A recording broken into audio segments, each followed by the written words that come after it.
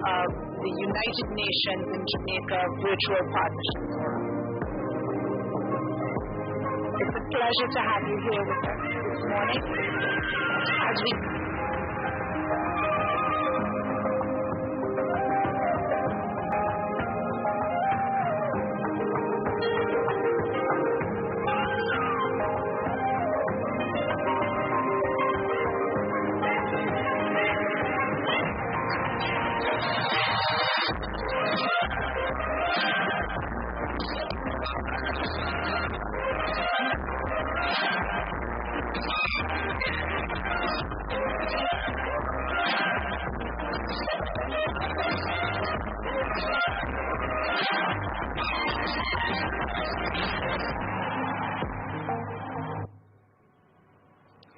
Welcome to day 2 of the UN Jamaica Partnership Forum under the theme Partnership for Peace, Planet and Prosperity.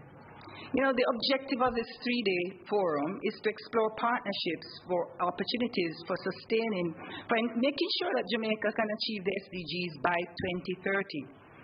You know, these SDGs are very powerful aspirational goals for the world. And we all want to try to get to these goals by 2030. But are we on track for achieving these goals? Has the COVID pandemic derailed us in achieving these goals? You know, we can get a good answer to these questions from the Sustainable Development Report 2020 that annually tracks the data, presents it, and creates an index across all of these 19 SDGs so that we can have a good idea as to where we stand. Now, Jamaica ranks 81 out of 165 countries, and they got a score of 69, which is below the world average. And you know, for the first time, since the data has been collected in 2015, the global average SDG index score for 2020 is lower than the previous year. And this is mainly due to increased poverty rates and unemployment.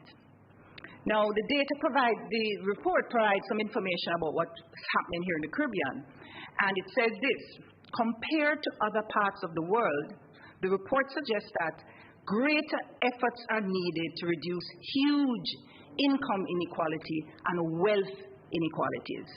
And this underlines the very poor performance that we're seeing across all countries in the region on the SDG 10. This is the Reduced Inequalities SDG.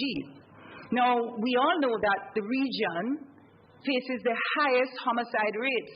In fact, Jamaica topped the region in 2020 with respect to homicide. And combined with high levels of perceived corruption, we've really seen some poor performance and declining trends on SDG 16. Jamaica, well, some good news for Jamaica. The report notes that the best performing SDG is SDG 5, gender equality. And I know that our Minister, Babsy Grange, and all the gender activists on the Bureau of Gender Affairs must be happy to see this because I know they work very hard. Although challenges remain, the report suggests that we're on track to achieving this SDG 5. Now, our worst performing SDG, however, is SDG 15, Life on Land. There are major challenges and declining trends. I think it's important for us to remember that human life depends on the earth and the ocean. And quite frankly, if we think about it, plant life provides 80% of what we need in our human diet and what we need to survive. So we must take care of the land, protect and restore, and make sure that it's sustainable. Make sure that we have sustainable ecosystems and stop biodiversity loss and manage the forests and plant enough trees. I mean, we have to manage and take care of Mother Earth. It is Mother Earth that keeps us alive.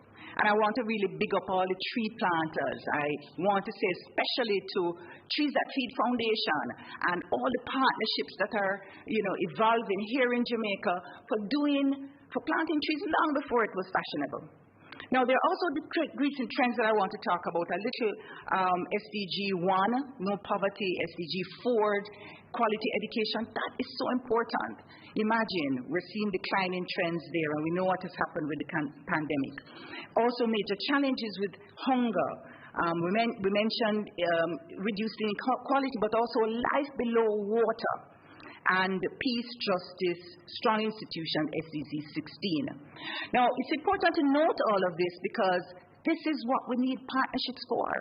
We really have to tackle these SDGs. Significantly, there are significant challenges left with SDG 17, and that is partnerships to achieve these SDG goals. And that's why we're here, and that's why this 3-day partnership forum is so necessary. Our focus today is how to figure out how we're going to partner with civil society organizations on a sustainable basis to achieve these goals. Partnership with government, partnerships with international development organizations, very important, and also critically, how we partner among ourselves as civil society organizations. That's so critical. Now, I know everybody knows the African proverb, if you want to go fast, go alone. But if you want to go far, you go together. Now, Jamaicans know how to go fast. We understand the fasting very well. We have the fastest man, we have the fastest woman in the world. So we can go fast. But how far can we go if we destroy our environment, if we perpetuate inequalities and criminality, and we don't tackle these underlying structural, institutional problems that have persisted since, quite frankly, our history of slavery and colonization? We have to tackle these underlying issues. And of course, all of what we've inherited in the past is now worsened with the COVID pandemic. Now, today's session is hosted by the Spotlight Initiative Civil Society National Reference Group. Let me say that the Spotlight Initiative has a very important partnership, and this is the partnership with the European Union and the United Nations. And this partnership seeks to eliminate all forms of violence against women and girls in Jamaica, in the Caribbean, and across the world. It's a very important relationship that is achieving a critical objective, especially now with the COVID pandemic.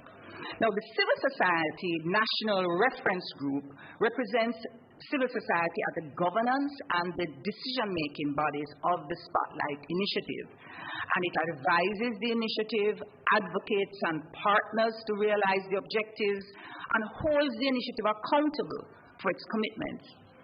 Now, to get us all started, I want to welcome Tanya Bradber, and she's going to give us greetings, and she is the UN Women representative for the Caribbean. Morning, Tanya. Good morning. I'm going to ask the host if he can please also allow colleagues to see me today. I made sure to wear my Jamaican fare of the attire clothing for today's event. Thank you so much to be here. It's a pleasure to be able to be here this morning to be speaking specifically around our engagement with civil society. Since its establishment in terms of the United Nations organizations, we knew that civil society and civil society participation was central to the foundational principles of ensuring that no one is left behind.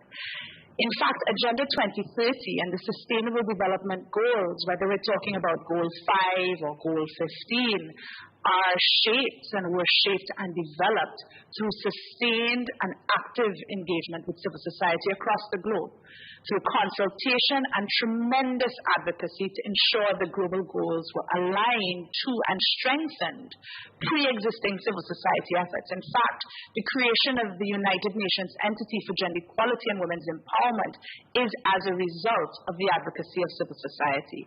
So today's session, while we learn more about how we engage with civil society and partner with civil society, we look forward to doing a lot of listening, because we know civil society has fantastic ideas and has been doing a lot of this work for a very long time, especially in Jamaica.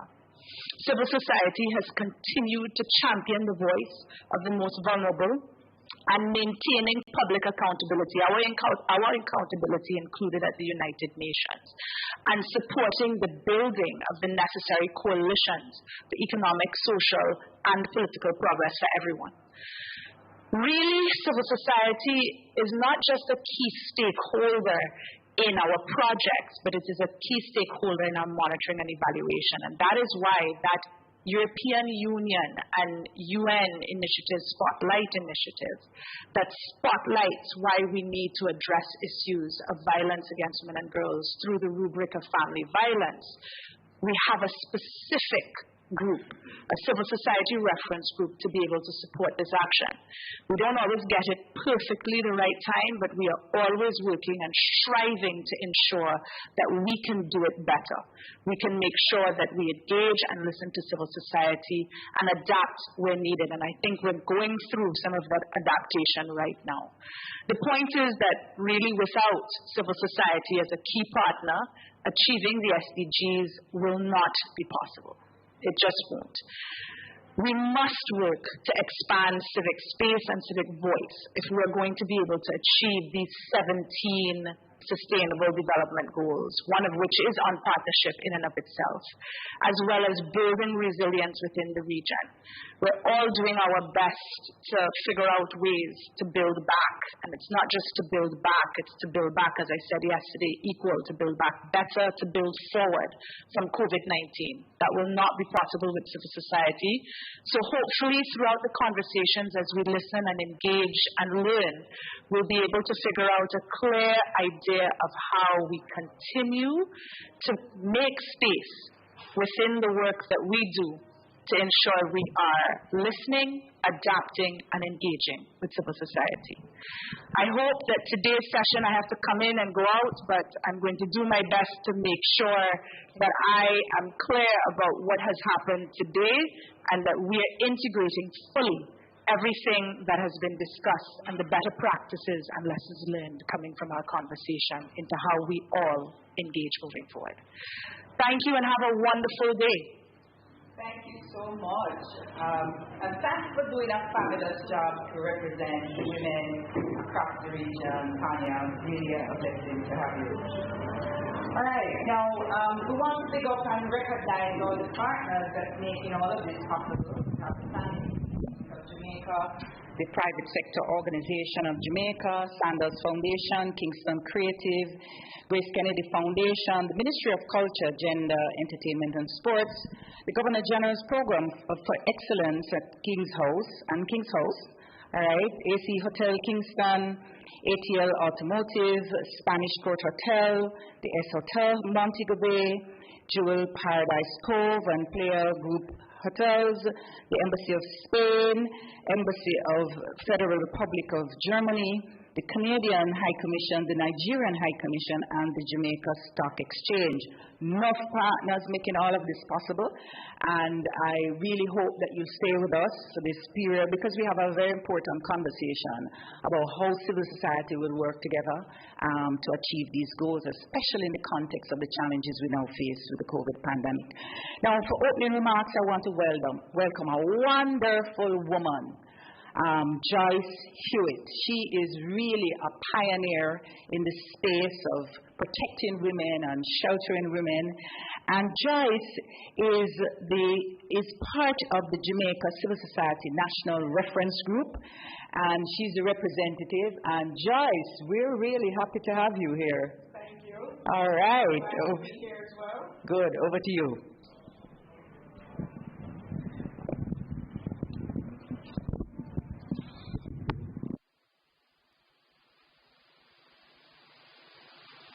Thank you. On behalf of the CSNRG, the Civil Society National Reference Group, for the Spotlight Initiative, and for which we must pay homage to the EU and all of the UN agencies involved in the Spotlight Initiative vision. Our purpose is about how we aim to make a difference in the lives of women and girls. as well, of course, as men by extension, families, and overall the development of this great nation. In talking partnership, it is important to recognize that for whom we speak, whether it is for whatever we're talking about, persons who are living with disabilities, persons who may be living with HIV, or persons, in fact, whose lifestyles doesn't fit so neatly into a box that someone else has defined for them rather than with them. I use this opportunity on this 76th anniversary of the United Nations to shed light on the indisputable fact that it will take each and every one of us. Everyone, in fact, has a role to play. Yes, civil society, we're doing our part. However, we must recognize that it is not us alone.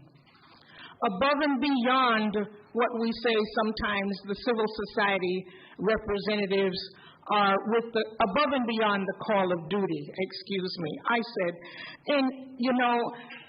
that it is now the time for private sector, for example, to step up to the plate. Not to say that there's not private sector involvement in partnerships, but we need more. More is needed. We call upon, for example, the utility companies, help us in ways, whatever way you can. And most of all, we must recognize that each and every government agency also has a role to play. It's not just gender alone. It is not just Ministry of Health and Wellness. It has to be each and every ministry. For example, I would take this opportunity to call on the Ministry of Labor and Social Security to recognize the part that is played and to recognize the value of a continued partnership. Let us look at local government and recognize the part that they play. Also, foreign affairs. And let's please include, with foreign affairs example, all of civil society participation as well as their need to be a part of the decision-making process.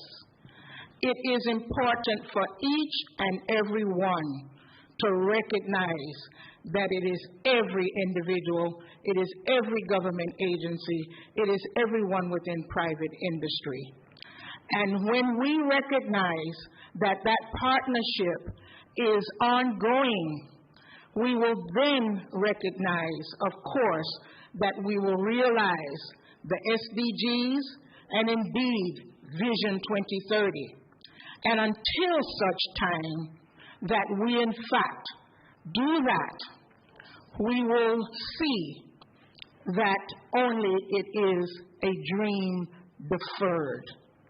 So let us work together, civil society and all of government, all of private industry, to make the dream of Spotlight Initiative a reality for all. Thank you.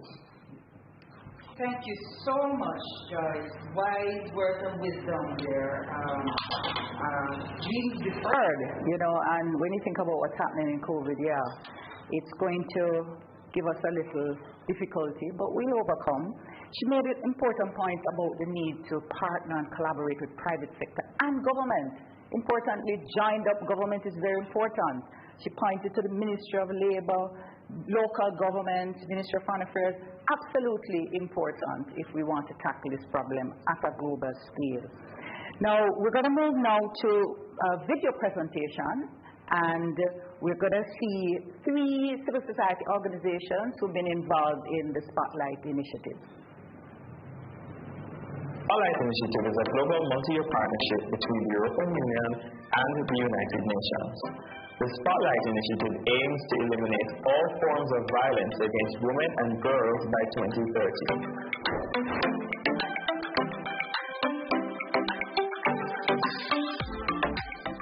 One of the things that Spotlight Initiative has done is that it has helped each and every one of us in terms of the various women's organizations reach out in ways that we normally cannot reach out, either, especially with COVID, in that we've been able to do certain things for them. For example, packages, non-food packages, of course, but like hygiene packages and things like that in response to COVID.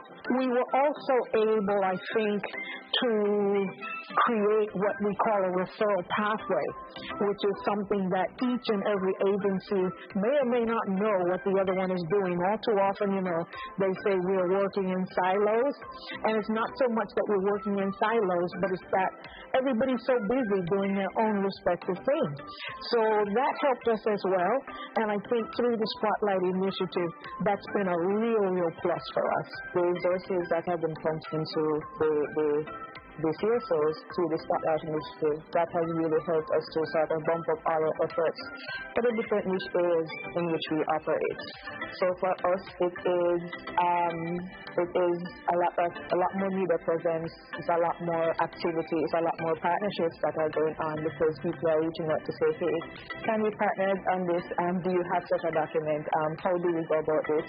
And it's the same for us as well. We might reach out to one or two persons because there's a lot of activity, there's a lot of buzzing, and there's a lot of hope as to, okay, now this is something that is possible, or this is something that we can achieve, considering that these provisions are being made. At Jamaica Association for the Deaf, we are working with teams who include persons with disabilities, and particularly deaf persons. So for us, it would amplify our voice and has amplified our voice in helping to really meet the needs of the individual stakeholders.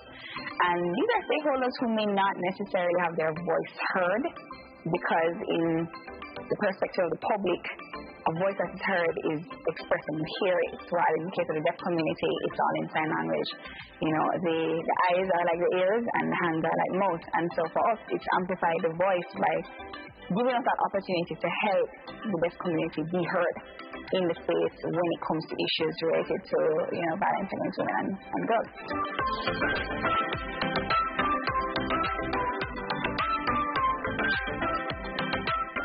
One issue that has come up in our conversations with the community is the fact that sometimes the way data is collected, it doesn't allow for a very clear picture as to who needs to be supported. So, for example, a lot of our data sets speak to, do you have a disability? Yes, no. It doesn't necessarily ask about the severity of the disability, the accessibility needs that you have because of that disability, and really and truly how that disability impacts your life. Thinking about someone who's deaf, not being able to hear, when you approach a police station, you need an interpreter. And if there isn't a very clear picture as to what that means for all the stakeholders, then it will be a situation where the person is told, oh, I'm sorry, I can't collect your statement. We don't have enough support to be able to collect the evidence that we need to address a particular issue. Or we go to a service provider who provides support for a victim service, agency or so on. And you'll have someone say, okay, I have no clue how to help this person. I don't know how to communicate with them. And that, as a critical issue, that data, collecting that data to make sure that you know who is this person, what are their accessibility needs, how can I best meet them where they are to ensure that I'm collecting the right data on them, and then using that data to now help to inform national data sets. So it's one aspect of the framework that I would definitely say could use some improvements. And I know on the one pillar there's effort being made on the data, but it's for all the agencies, all the CSOs, all the stakeholders, private and public sector to understand this is critical data that needs to be collected that can help in national planning. I think Spotlight has provided an opportunity that heretofore we would not have, and we have been able to see more, again, what one another is doing, and in many ways even help one another, assist one another. For example, if I'm going to go to one particular area, one particular community, and yet I know already that some other agencies in that community, well, then you call that agency, and as a matter of fact, you just share with them some information, or even if you have packages, whatever it is, and you call upon them and allow them to take the word further, as well as whatever else you may have. And that's been a big plus. We already have a good, strong sort of working partnership going on, and this spotlight at every step of the way, you know, people are included, and you're seeing your partners there. So I just came here and I saw my colleague Joyce from Women Inc., you know, and we're always in the same circles, you know, so that, I guess, spotlight has sort of amplified that, has given us more opportunity to partner. I would definitely say that. What we need to do is make sure that we use this opportunity to end violence against women and girls. No excuse for abuse. Each and every one of us. Please remember that. There is no excuse for abuse.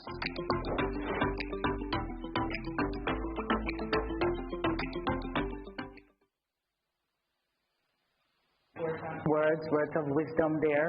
And, you know, as we talk about partnership, it's important to remember that when we partner, we're not all equal, we're different. And we must remember sometimes that there's some special challenges that some of us face, like members of the deaf community. So I want to big up and recognize the important work being done by Danique Wedderburn and Antoinette Akins, who are our sign language and interpreters, and I really, really appreciate the work that they continue to do to keep the deaf community in touch and with us in this very important partnership discussion. So we're going to go on now to talk about best practices. You know, some of us are doing a fabulous job, and I'm going to introduce you to two ladies, and they're really, really outstanding Jamaican women doing amazing things in their organization. So let me introduce you first to Kelly Magnus, and she's the country director of Fight for Peace International. Kelly, let's hear about your overview about the work you're doing. We know you're doing great work. Tell us a little about your work.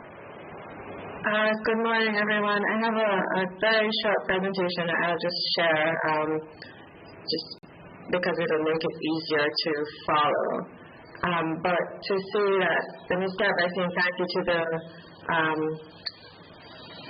the UN agencies for making this opportunity possible. Sorry, I'm just having a hard time getting my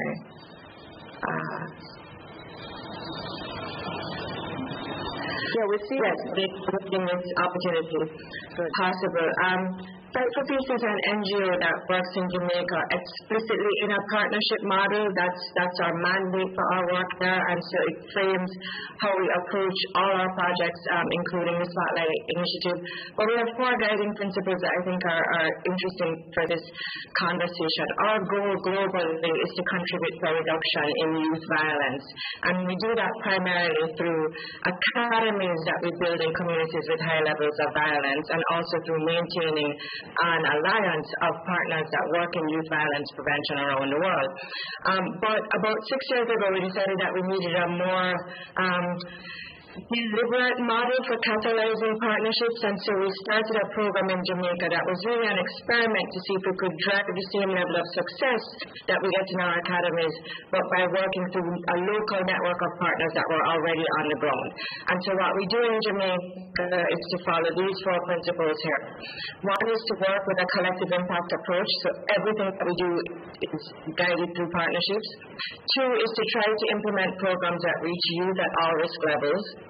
Three is to make sure that the programs that we deliver as a group kind of span the full range of interests and needs that young people have. So we use a holistic program in sports, education, employability, leadership, and psychosocial support. And the last principle is that we try as much as possible to align ourselves with local and national policy. And our hope in all of that is that if we do those things right, then we not only improve outcomes for the young people that we serve and the organizations that serve them, we have an opportunity to build a sustainable model that can be replicated here, hopefully, and elsewhere that we work. The Spotlight Initiative is therefore a subset of that work, and there are two of the key principles that are around it. One is collective delivery, so in everything that we're doing in Spotlight, we are working through a network of one international development partner, which is UNICEF in this instance, about 4 government agencies, others step in and out, 4 major sports federations, 2 community development committees, 3 NGOs, and 1 private sector entity.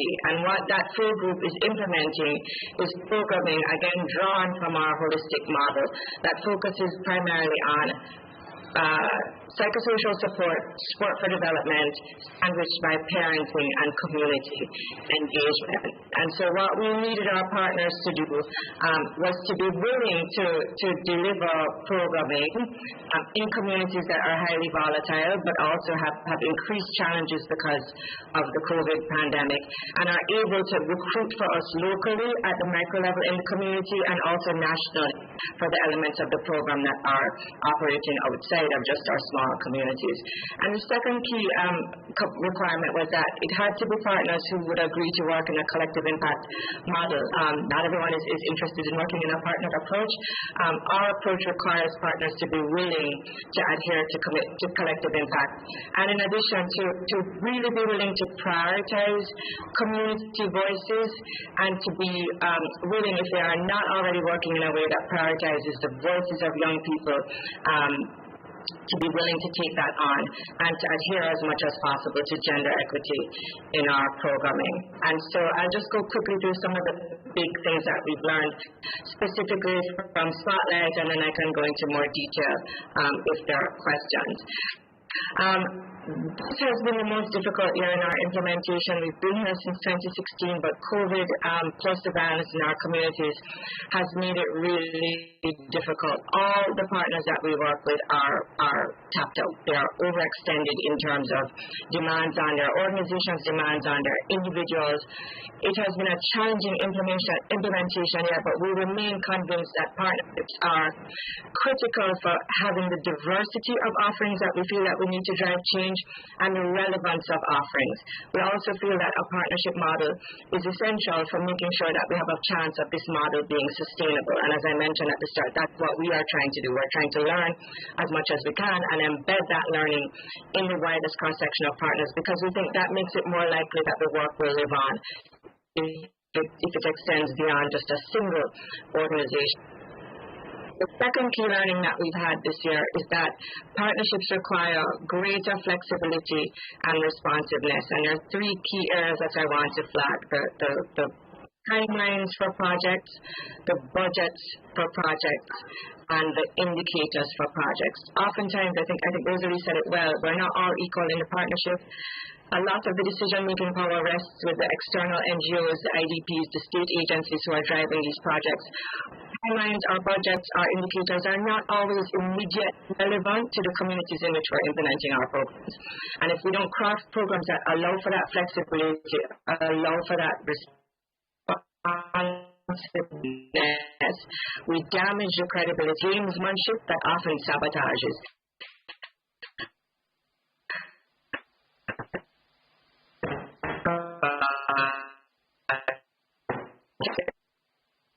Meet people's immediate needs. Adherence to our partnership framework is essential. Everyone wants to partner. It's an obvious game. Not everyone knows what that means. We use a framework called collective impact. We like it, but there are others. We think it's essential in a partnership for the partners to agree to what their framework is. Collective impact has 5 key principles. The things I've italicized here are things that we feel are essential in addition to the collective impact principles, and that we see stymieing a lot of the work that we're doing on the ground. The first is a common definition of the problem. We can't get partners to work together effectively if we're not all thinking about the problem in the same way. If we're not all in agreement that the problem that we're trying to target is a problem or is the most important problem facing that community where we're trying to implement the program. The second is a common data set. I think the person in the video said it really well, but there's a practice in this country of hoarding data and of asking CSOs that are applying for funding or seeking to develop partnerships to almost prove themselves, or you tell me what you've learned about this problem, when the data is available and can be shared widely and would help to get everyone on the same page. And the third, as I mentioned, is a consensus on the appropriate methodology. Again, in our experience, particularly in Spotlight, those decisions tend to happen external to the communities, and the participants or beneficiaries are meant to just follow along when their own learned experience might give them a different idea about what methods are effective in solving a particular problem in their particular locale. And then the others are key principles of collective impact that we've seen illustrated again as necessary in this project. An agreed upon objective, here I'd stress a narrow objective that can be achieved in the timeline that is established for the project, shared measurement tools, data collection and reporting processes, mutually reinforcing activities, micro to the project, yes, but ideally across projects that are being implemented in contiguous geographies so that we don't have this constant duplication of efforts.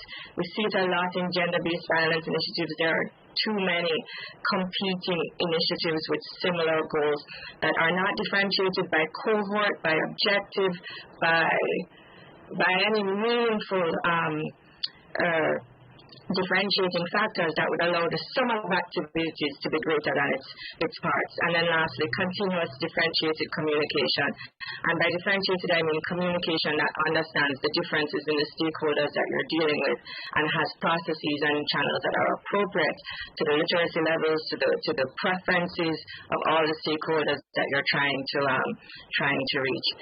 And I will close with the key thing that we have learned in our 6 years, not just particular to Spotlight, but partnerships create extra work for all the partners, and somebody has to put up their hand to say, we are not going to be a delivery organization in this effort. We are going to be the backbone. We are going to take care of all the extra work that is necessary for this implementation to be successful, and that can allow for that work to be replicated and scaled. There are so many initiatives, as Rosalie said, so many brilliant initiatives that generate lots of lessons.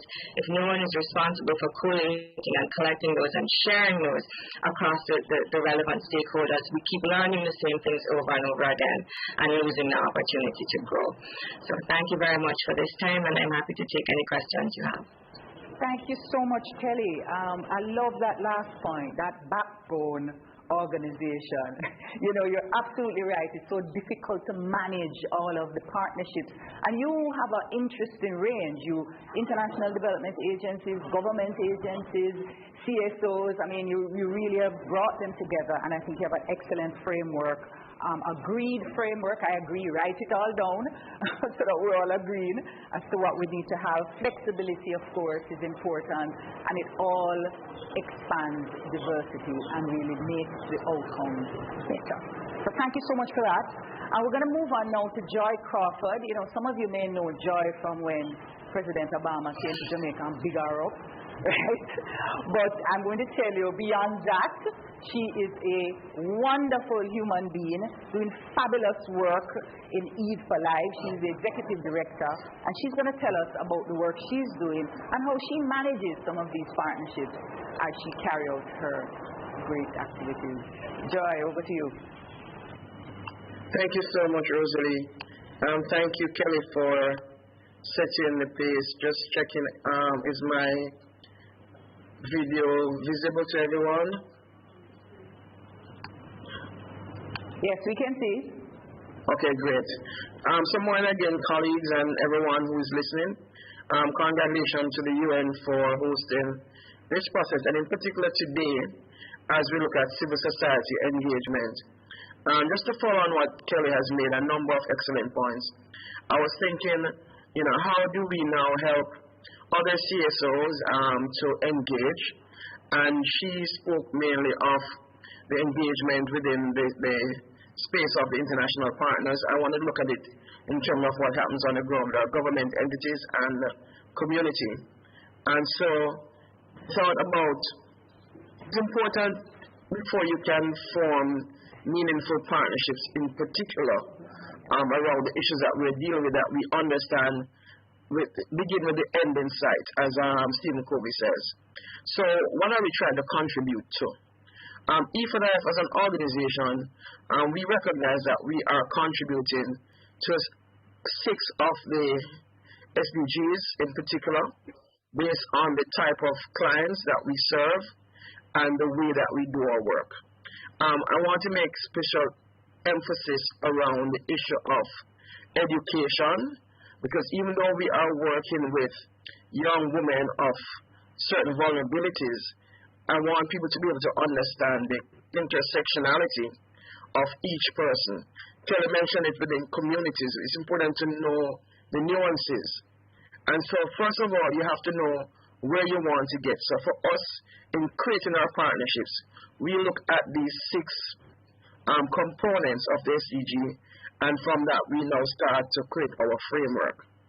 The target population are young mothers, persons who have experienced childhood rape and incest, childhood and youth HIV and AIDS, gender-based and family violence, children who are made vulnerable by HIV and AIDS, and girls at risk for sexual violation.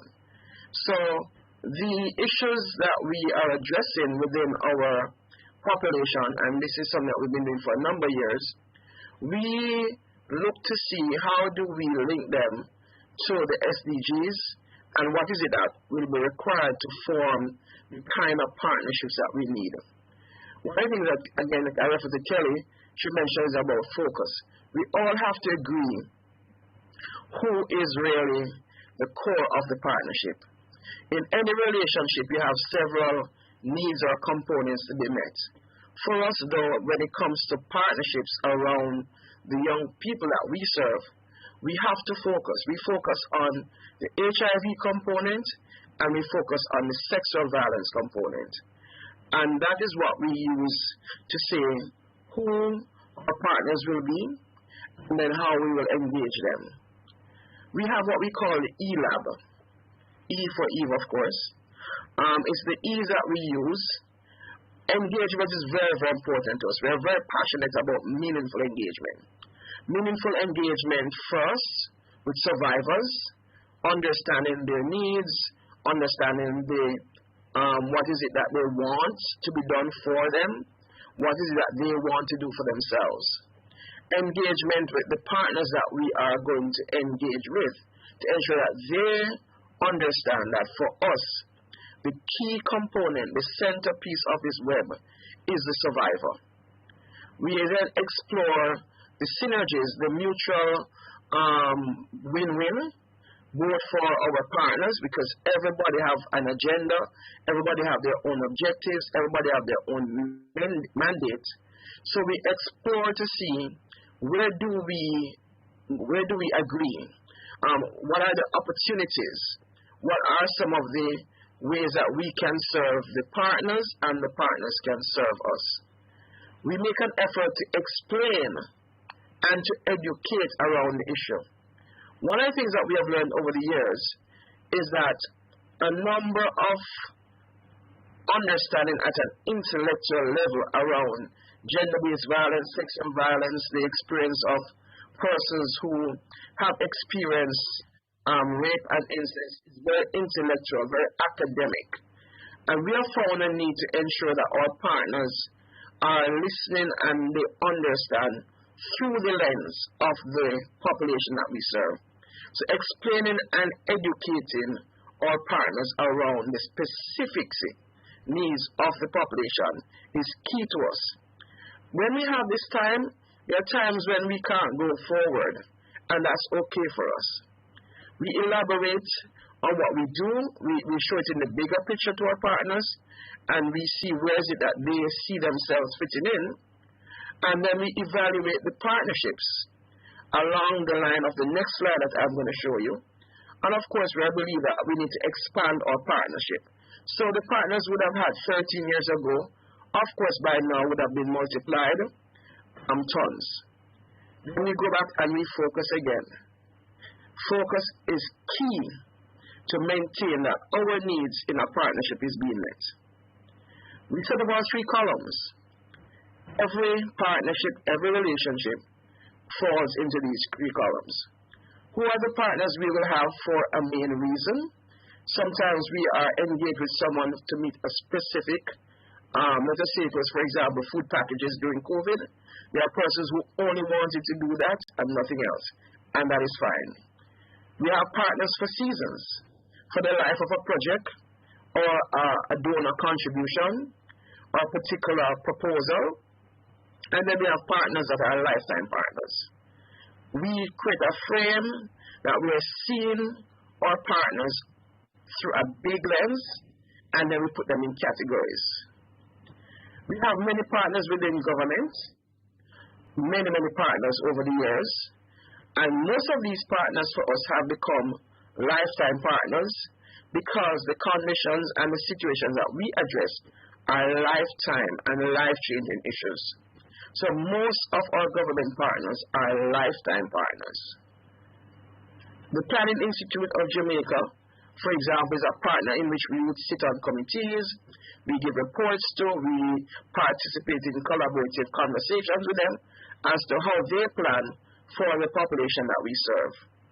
Our key partners in the child protection entities, CPFSA, the police, CISOCA, OCA, again, are lifetime partners that respond to the needs. We have to have them on speed dial. They are our emergency response partners.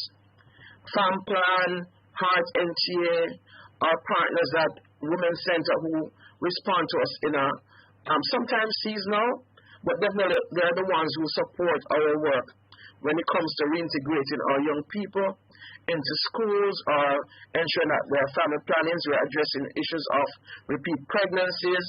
The Ministry of Health is a key partner for us as we address HIV adherence.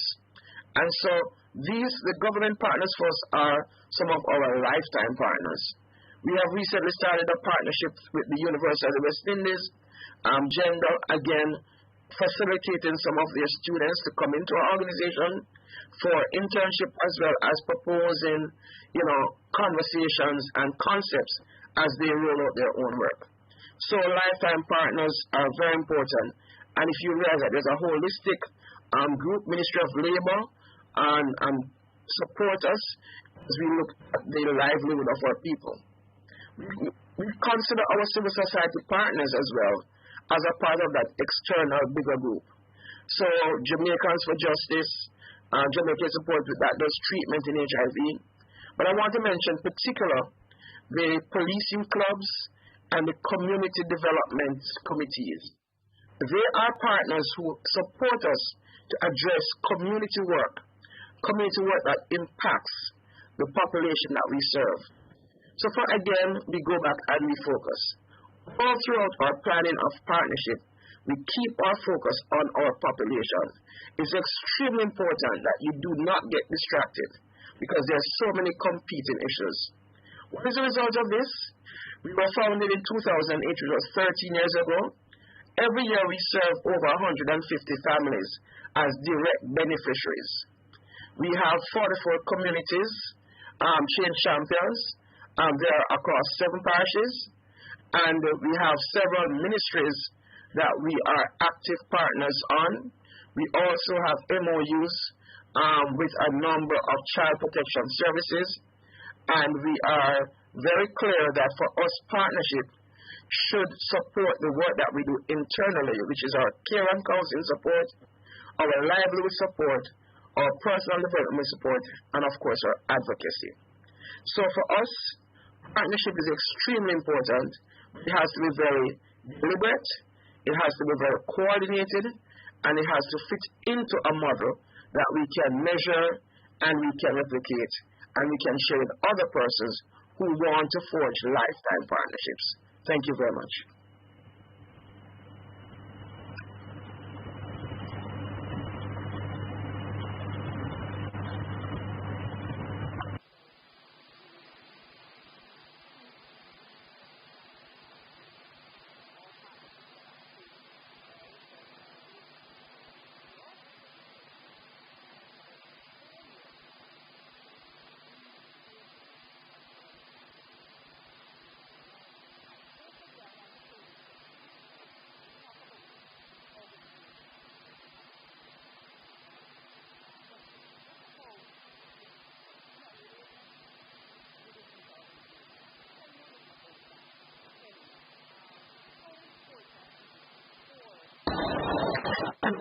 I'm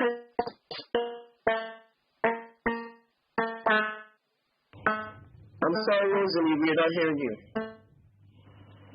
Sure why, but let me just repeat. We talked a little about the important partnerships that you've highlighted organizations, and I wanted to drill down a bit to the extent to which you see the personal relationships within these organizations as important. Because, you know, we talk about partnerships as institutions, organizations, and it's out there, but how important, in other words, if I just don't like you, I can partner with you? Okay, so I'll probably take that because we're looking at down the road. Well, let me add this if I kept my photograph up at the end, so you will, for example, find there was a photo of myself and Rosie Gage, and we were laughing quite happily because it's about personalities. One of the things about referrals, your referrals need to ensure that your clients are safe. Partnership needs to ensure that your clients are safe. So for us, our partnership involves courting, explaining, forming mutual relationships, but the end product for us is to ensure that the client is safe and they are getting what they need. So we need to be able to have people on speed dial. We need to be able to meet persons outside of the round table. We need to be able to talk to partners to know what they want to achieve as well. We need to ensure that those partners are within their entities, creating a pool of persons. So, for example, the CPFSA is in the parishes. We even though we are based in Kingston, we know who the officers are in each region by name, and they are connected to the within the police, within wherever it is. It's about making sure that the persons on the ground or in those entities understand the face and the heart of what we're doing. So you are correct. It is not just about a building. It's about how do you meet. I would definitely like all my partners to take me for lunch, you know, to ensure that we're having that kind of meet and greet when we're not in the boardroom. But when you're in the boardroom, if it means just stopping at the end of a meeting to have another conversation, a lot of us are connected. I mean, Kelly's here. She's at Fight for Peace. Earl goes up there. We share things. We share things in the professional space. And I must say, Kelly and I was vaccinated on the same schedule, you know. When I wanted to get my second vaccination, Kelly was at the vaccination site, and she was sending me a WhatsApp, Joe, I'm holding a seat for you. And so you develop the relationships, and those relationships now spill over into the professional work. All right, just a quick response, Kelly, because we have to wrap up. How important are these personal relationships? Kelly. So yes, we do. Oh, are you hearing me? We're having some internet challenges, Kelly. So I know that you've established great personal relationships. So let's just cut there. Thank you both so much. You've really added to the richness to this discussion because, you know, you've been there, you've done it, and you've been doing it for a long time. You're doing it very well. So thank you both so much. All right, so we're going to move on now to a panel discussion. And here we want to talk about this very difficult issue I raised up front. You know, we talked about going fast. We know to do the fasting, right? We have the fastest man, fastest woman in the world. We're very proud of that. But the sustainability of what we do, you know, we can find partnerships very easily. And as Joy pointed it, you know, in the season, you know, something is hot, you find a partner. But can partnerships last for the long haul? And we know all of them won't, but we do need to find some that can help us because this sprint that we have, this journey we have to 2020 is a long one, and we need partners that will get us there. So I want to now invite Charles Clayton, and Charles is the director of the Community Renewal Program in the PIOJ, and we want to hear from Charles. Charles, what's your experience in this partnership business? Tell us a little about the work you're doing, and then tell us about the kinds of partnership experiences you've had. Thank you very much, Rosalie, and great to see you again. It has been a long time, and I think COVID has done some bad things. It has kept us apart, but in another way, it has linked us around the world in ways that we were never linked before. So, out of the bad things. So yes, back to the point at hand.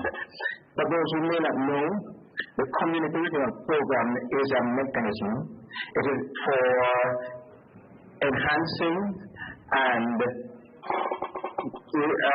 designing, not really designing, enhancing the delivery of programs in targeted community spaces that are considered vulnerable and volatile. It is not itself designed to be an implementing entity, but rather an entity that provides the kind of information that can help implementing entities to better target the spaces and to better target the types of interventions that are needed in those spaces, and to link partners together so they can work in a coordinated and more collaborative way to ensure the sustainable development of these community spaces. So that is the aim of the community renewal program.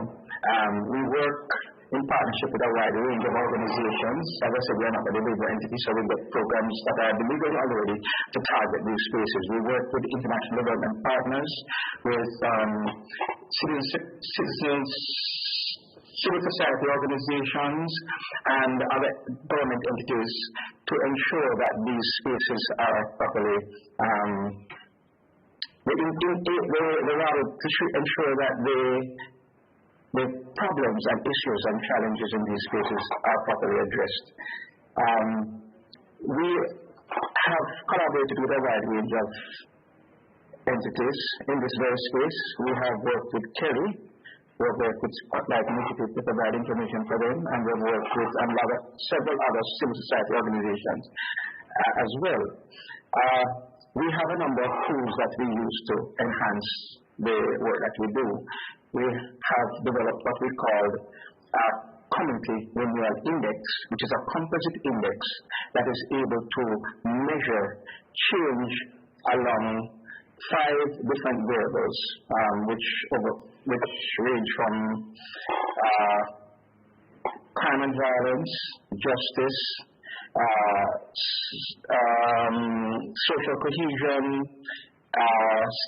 economic development, health and environment, basically. And each element is measured on its own and then combined into this composite index, which we can overlay on community spaces and get an idea what direction we are going in, whether we are going towards sustainable development or we are going in the opposite direction.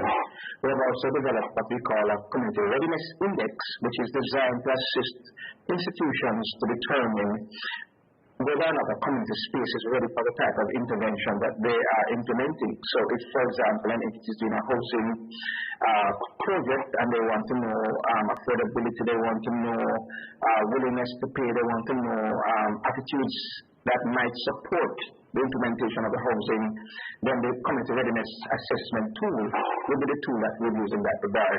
We have also developed a database that is designed to allow implementing partners to be able to input data, to be able to see how their inputs are producing, what types of outputs, what types of impacts and outcomes it is having in terms of the community space and in terms of the national overall database. And we have also developed a strategic implementation framework, which is designed to help agencies to better target the types of interventions that they do and to look at the issues and challenges that need to be addressed.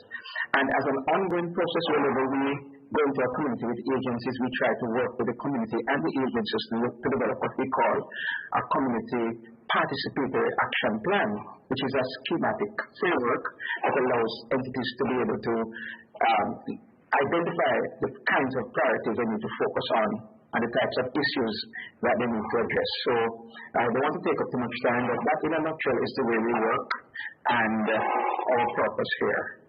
Thank you very much, Charles. And I know that you have an awesome job of trying to, manage all these partners and, but you're doing a great job. I now want to introduce Brittany Clark. Now, Brittany is the program coordinator, the Jamaican Youth Empowerment Through Culture, Arts and Nationalism, JCAN. And she's going to bring us the voice of young people, because I know partnering in a space that's dominated by a lot of veterans is very difficult. So let's hear from Brittany. All right. Good morning, everyone. Are you hearing me clearly? Yes, we're hearing you. Wonderful. All right. Good. Thanks for having me. So yes, as you mentioned, it's the Jamaica Youth Empowerment through Culture, Arts, and Nationalism. And interestingly, one of our core tenets is intergenerational exchange.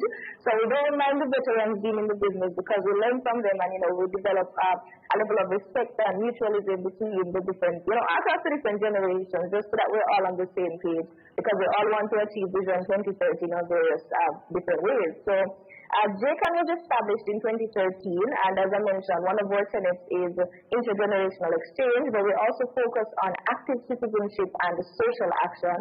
And of course, a plan without action is just a speech. So for social action, it's not just having the idea of, how it is that we're going to go about achieving these kinds of things for Jamaica, but it's actually putting it into action and seeing how we as young people and as, partnering with our different persons across the generations can actually achieve this change.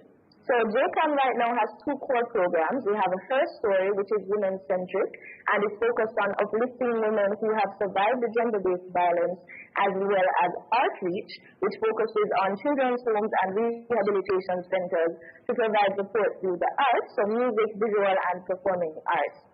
So some of the challenges that we've identified, I know we're not in that section yet, so I'll save that for later, but pretty much JCAN has over the years been involved in a number of initiatives that have definitely seen, the positive outcome of partnership, right? So for us in particular, we recently completed one of our first story projects where we partnered with Youth for Life, and we donated some care packages.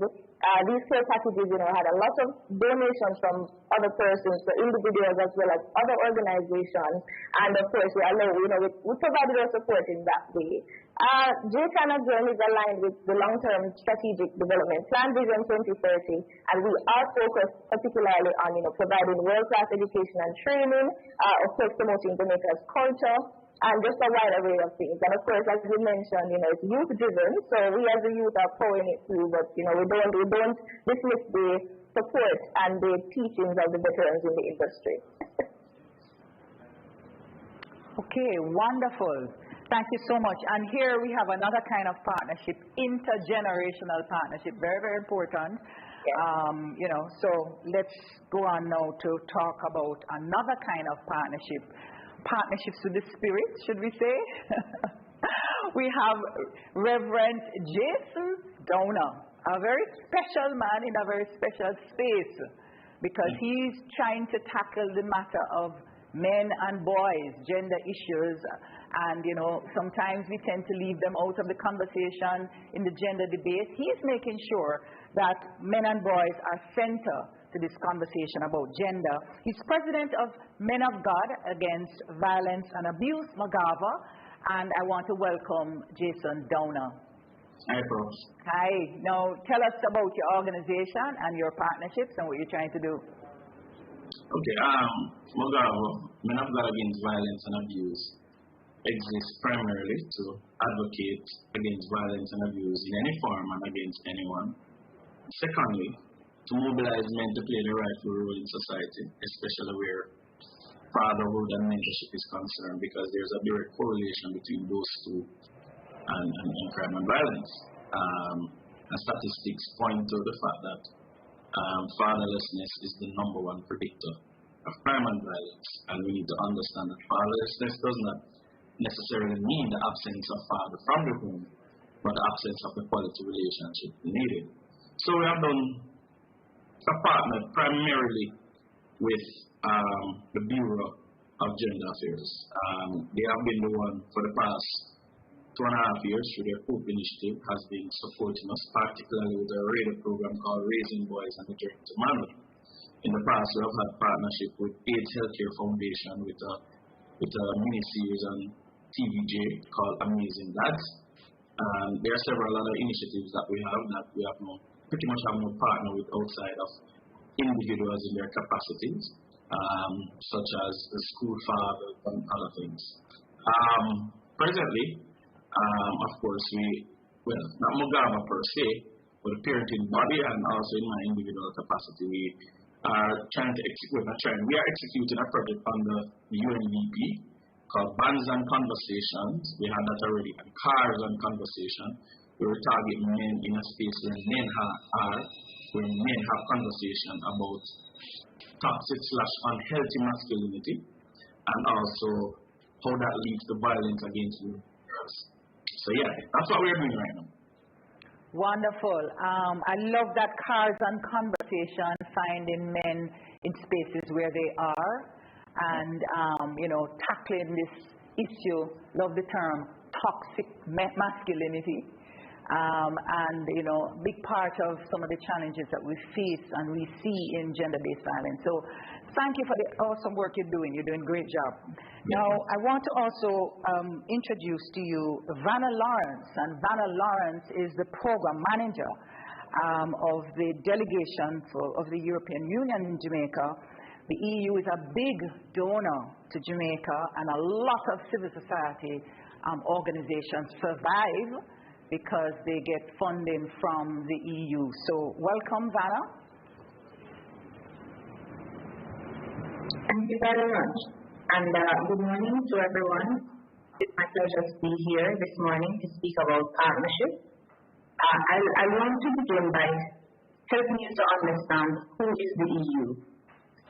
The European Union, most persons confuse the European Union with the UN. But the European Union is an international organization of 27 member states, and the core values of the European Union are human dignity, freedom, democracy, equality, human rights, and the rule of law. Now, collectively, the European Union and its member states are the world's leading donors of humanitarian aid, delivered primarily through grant funding to national authorities, such as democratic governments, international development partners such as the UN machinery, local authorities, and FPOs or CSOs. Who are some of our key partners, especially NGO and CSO partners? By virtue of the definition of who is a CSO, the potential for partnership is very wide. I'd like to mention a few. Let's mention from the definition, the EU definition of CSOs, those that can be involved. It includes organizations representing indigenous peoples, organizations representing national or ethnic minorities, local traders organizations and citizens groups, cooperatives, trade unions, organizations representing economic and social interests, organizations fighting corruption and fraud and promoting good governance, civil rights organizations and organizations combating discrimination, local organizations involved in decentralized regional cooperation and integration, consumer organizations, women and youth organizations, teaching, cultural research and scientific organizations,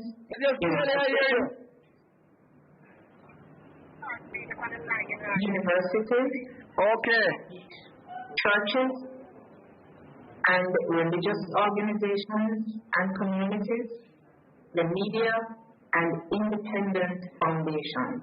That's a mouthful, and it shows that the potential for partnership with CSO is broad, simply by virtue of how broad a definition CSO is for the EU. Now, we recognize that there are limitations for partnering with CSOs, especially in a small economy like Jamaica. Some of those limitations we found are registration status, ability to afford financing, operational management and financial capacity of the entity, capacity and speed of absorption within the time allocated for grants, and especially proof of successful implementation of similar status projects within the past 5 years. And so, because we recognize that many CSOs cannot compete favorably for grants, our calls for proposals mandate that the largest grants, the entities that are able to access grants must sub-grant to smaller CBOs or CSOs. So we encourage, and we mandate a regranting process to encourage the life of smaller entities. Now, what is our perspective on partnerships for CSOs? Now, for the period ending 2020, the EU provided approximately €6 million in CSO funding to Jamaica. And the current period, which is 2021 and beyond, we expect that the funding will be a similar rate. And that is because the EU has a mandate which says no less than 5% of all the total funding to a country has to be dedicated to CSO funding. As I said before, the primary method of providing funding to CSOs is through competitive calls for proposals, and the field is rarely competitive. But successful applications must demonstrate a very strong problem analysis and intervention logic that addresses actual needs and good value for money. Every call for proposal has a global objective and a specific objective, which is aligned to EU priorities for that 7-year cycle. Now, we have found that some entities, some CSOs seek to partner with us on every priority, and we do not think that is a good model for sustainability. So one of the questions I'd like to ask for CSOs present here today is, what exactly is your mandate? And is it possible for you to bend this mandate to fit every sort of funding? Is that sustainable? And I'd also like to ask, from a sustainability point of view, is dependence on grant funding a sustainable model for your survival? As it relates to CSO networks, we have seen where CSO networks are able to meet broader constituents' needs. But in our opinion, superficial partnerships formed expressly for the purpose of grant funding does not actually make a successful bid for funding.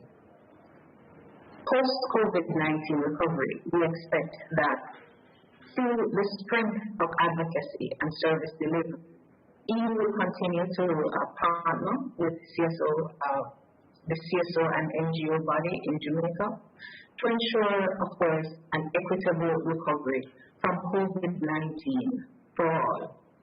Thank you. Excellent questions, Vanna. I hope CSOs are listening, because you raised a very important point. Can we be kind of jack of all trades? Some of us think we can do everything and do everything well.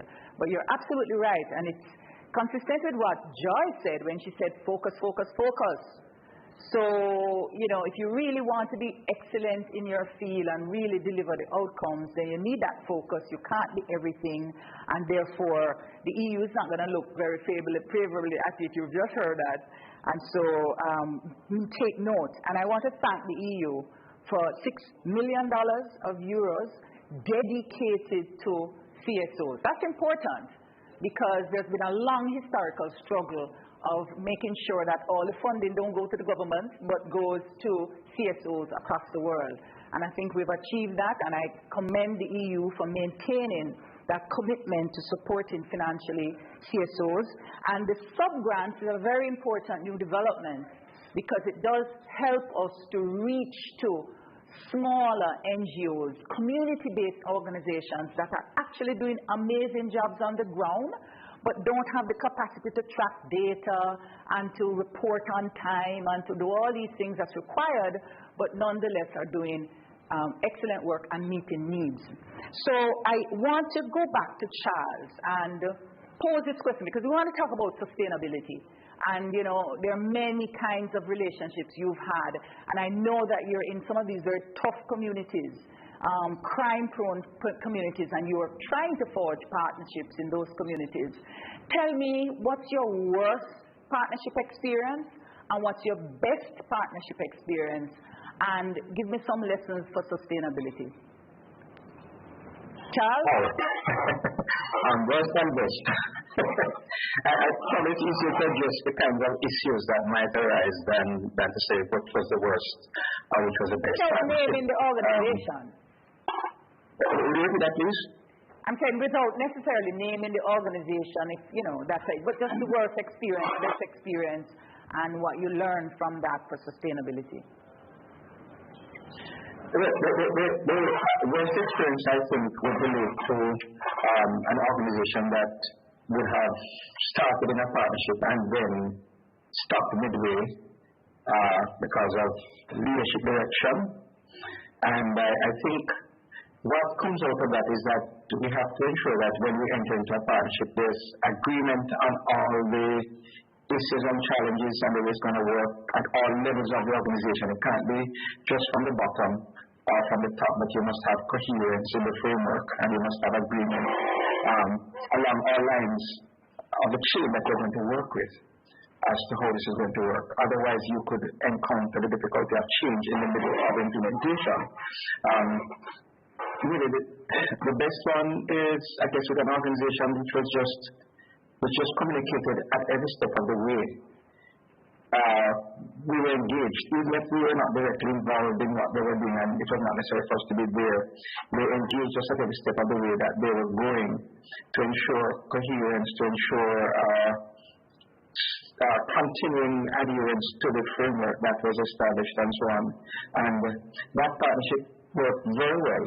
All the way through from start to finish, and all levels of the organization were engaged in the activity that was involved there. So those would have been some of the worst and best experiences. There was another part of the question?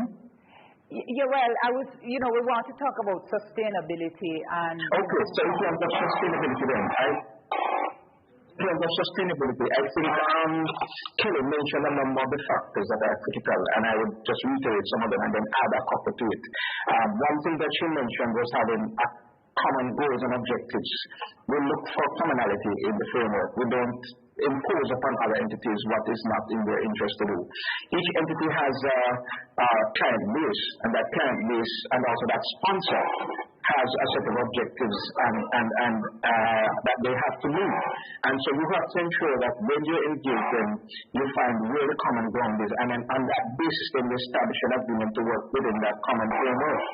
So, secondly, there needs to be a defined framework once you have established what those common goals and objectives are, which outlines the goals, objectives, the mechanisms, the monitoring and evaluation framework to ensure accountability on both sides.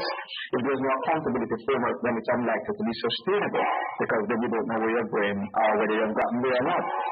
Agreement on the spaces you're going to be targeting, whether and agreement on the mechanisms you're going to be using, ensuring that there's no overlap with other entities and so on, and that as far as possible there is a cohesive framework where there is mutual respect for the work that the other is doing, flexibility in operation to ensure that where necessary adjustments can be made without rancor and without stepping on anybody's toes, and last, I would say transparency, openness in the sharing of data and in stating objectives and targets and so on.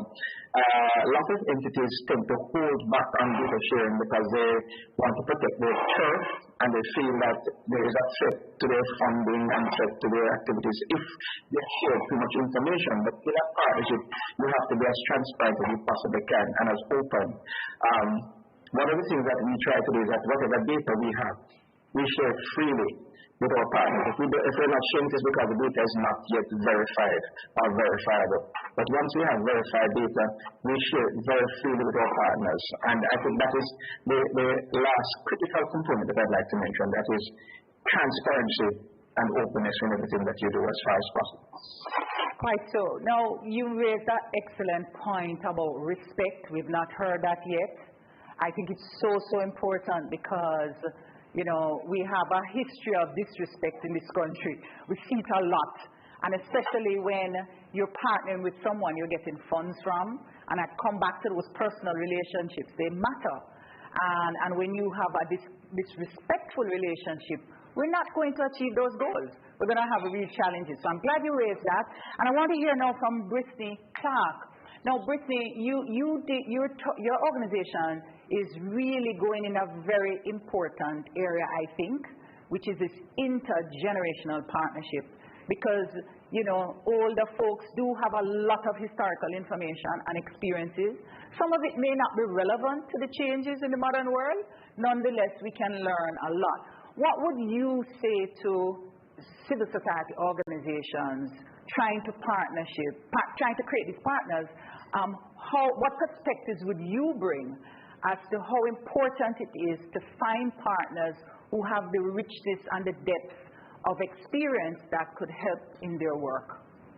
Brittany?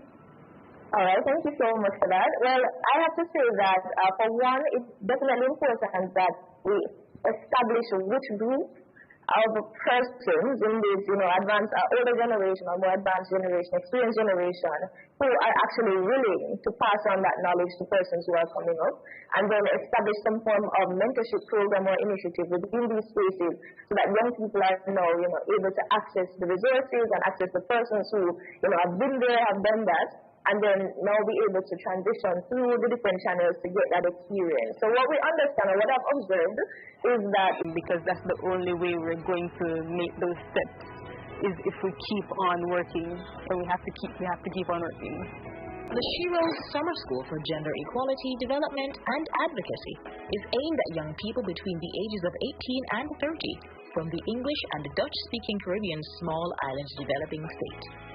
Through the Shiro's Summer School, UNESCO and the IGDS will help young people to obtain skills and knowledge that assist them to become advocates for gender equity in the Caribbean. For Shiro's, I learned about through this Trinidadian activist and feminist, very wonderful woman, Ashley Burnett. I believe she posted it on her page, and it really interested me because I don't have a background in gender studies, so I studied medical technology. And I really want to get as much of that information as I can, just on my own reading and through these courses. So I said, anything that's going to teach me about gender and gender studies, I'll do it. And what really got me, though, was being able to hear from older activists, older feminist women across the region and the work that they've been doing. Partnerships are essential. What is good about the Shiro's initiative too is that it is a regional program. It's looking at young people across the region, and it's perfect. It's a perfect matchup for the Institute for Gender and Development Studies, because we too are a regional institute. We have units in Trinidad, in Jamaica, and in Barbados. So we are reaching more people. We are working with our Caribbean youth, and we are building their capacity, and we are empowering them so that they can be amazing Caribbean citizens. And this is what IGDS focuses on, and I think UNESCO shares that vision with us. So I think it's a perfect partnership. Knowledge production is also a key component of this partnership. Mobilizing and sharing knowledge is necessary to advance gender equity. A toolkit for Caribbean civil society organizations and youth-led organizations was developed. It documents the practice and lessons learned by 12 Jamaican civil society organizations that have worked to advance women's rights and social justice. UNESCO is committed to removing barriers that hinder women's personal and professional development, and to ensure that everyone has fair, inclusive, and equal access to opportunities, resources, and tools that enable them to reach their full potential.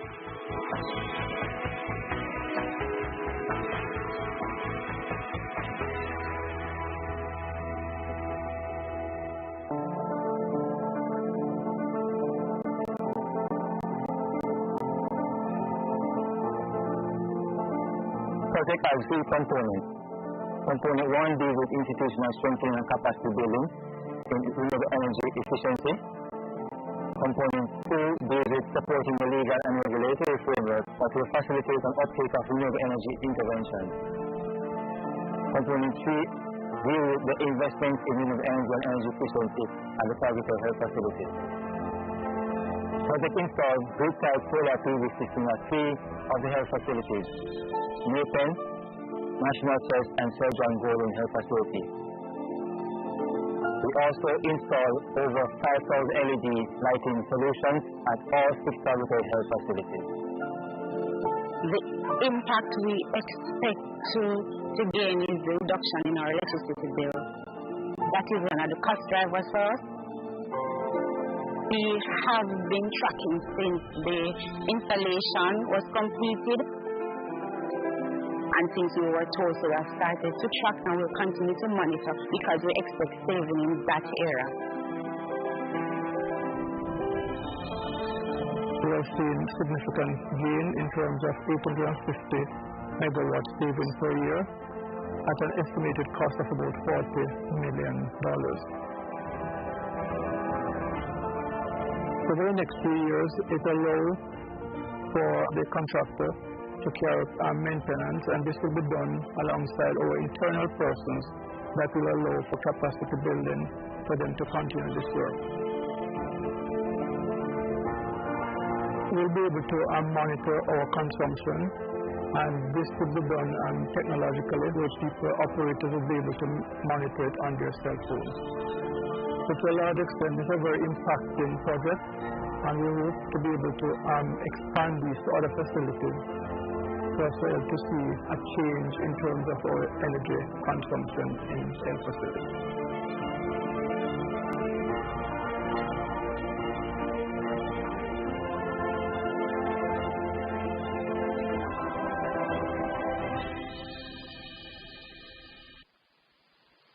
Wonderful. So we're now going to have another chat with some UN coordinated partnerships to hear about the work that they're doing. And I want to invite Everton Robinson. And Everton Robinson is from the he's a national consultant to the FAO, the Food and Agriculture Organization, and also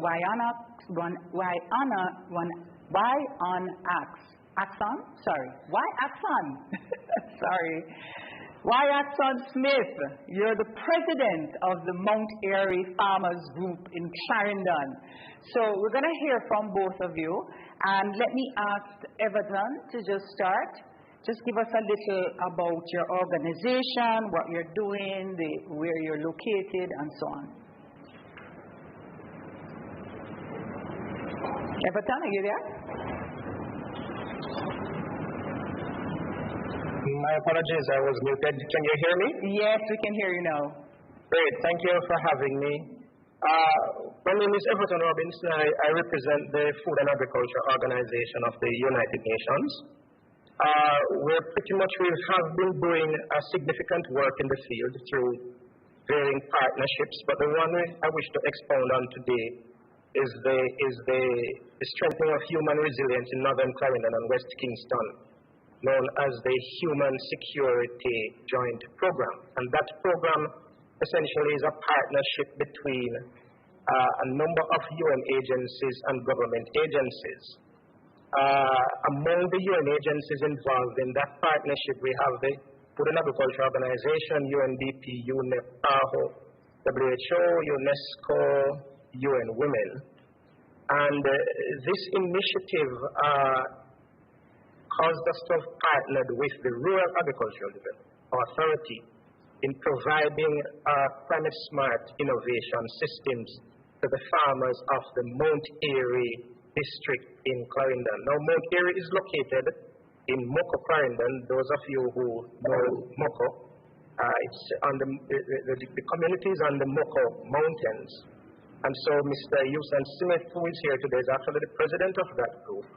And he will be sharing with you quite some interesting facts that came out of that engagement. But I need to say that this initiative started about 2018, and it has been growing since.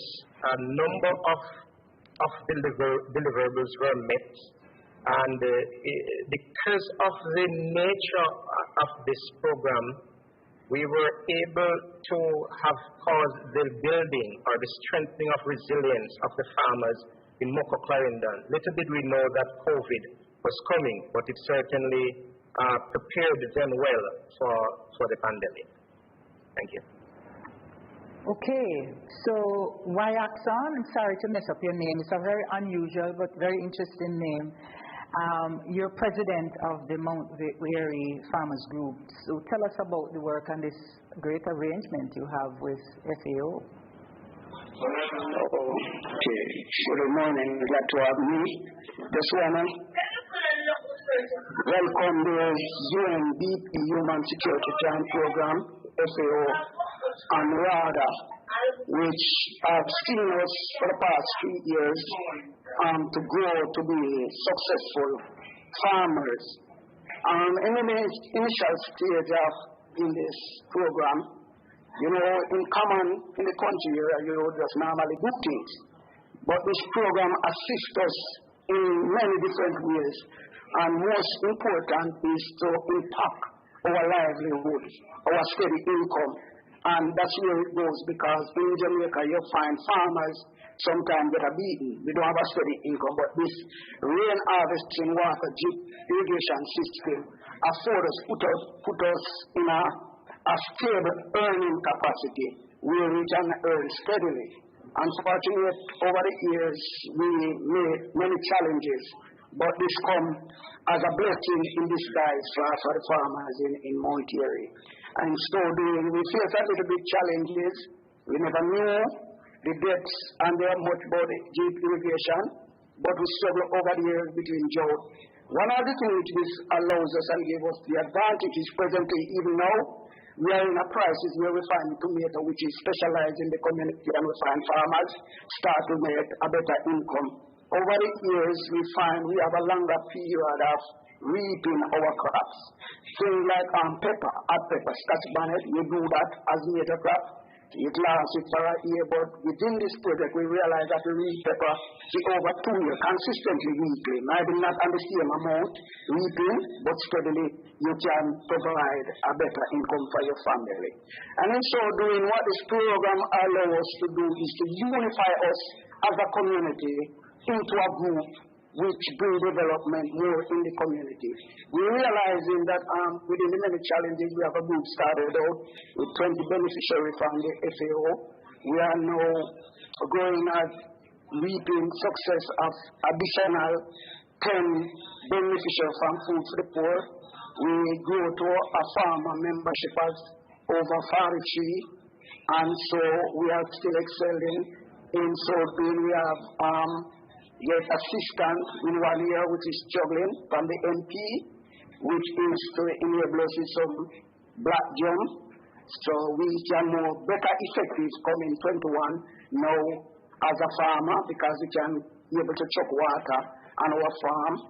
So that is steadily we identify areas which we can assist with water, and so we expect from now on to grow continuously. Get that assistance from our Member of Parliament, Robert Mr. Morgan, and from Food to the Poor, we have also pumps where we can suck and have water. So we cover a journey here, all because of the UNDP Food to FAO and RADA, who are instrumental to the community.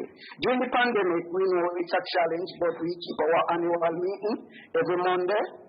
We devote it to that. And one other thing which we keep our social distance, we sanitize our sanitize station and all of that. And so we keep it going, because in the rural areas, the moment you drop something, we don't take things for granted. We want to show the appreciation, and we are building a community which, and the giant community, we are seeing where people are impressed by the project which are implemented in the community. So we really appreciate it. And the growth, it brings a growth to family. We are seeing where people have been in a better earning position. I've seen as a president where we see people have even improved on building. We see people improve in many ways through this program. Before this program, we were just going to and fro, battering about. And one next thing we get very educated through the program is a farmer field school training, which we graduated It was excellent, give us a wider knowledge, basically to use our chemical out to really address ourselves in our field. And it gives us a wide knowledge there. And then again, we also have youngster comes in and want to be and be a part of it, which probably Jelani is our youngest member in our group. He started out from the training session before, and so we find it impressive in our community and a system which is working tremendously well in the community. And you can see other giant community have to be impressed by what is going on to the whole UNDP Human Security Giant Program, FAO and RADA. We commend them for the support which they have given to our community. Why, Oksana, I must tell you, this is like music to my ears, because I've been hearing a lot of complaints from farmers who, with the floods and, all of the hurricane and storms we had, it really are bawling, and I don't hear you bawling. Looks like that partnership working. So let me congratulate you and Everton. Good job. All right. Nice to hear, really nice to hear. So we're going to talk a little about the work of the UN Women. And I have Monique Long here, and she is the Planning and Coordination Specialist at UN Women, and she'll tell us a little about the work we're doing. This space is very important because we all know what has happened in COVID. There's another hidden pandemic, what's been going on with women who've been abused and so on. So I want to hear from Monique. We'll also hear from Kimberly Marriott Blake, and she's the Executive Director of Jamaica Association for the Deaf. So Monique, you want to kick off? Tell us about what you're doing. Yes. Thank you so much for having us. We're so happy to be here.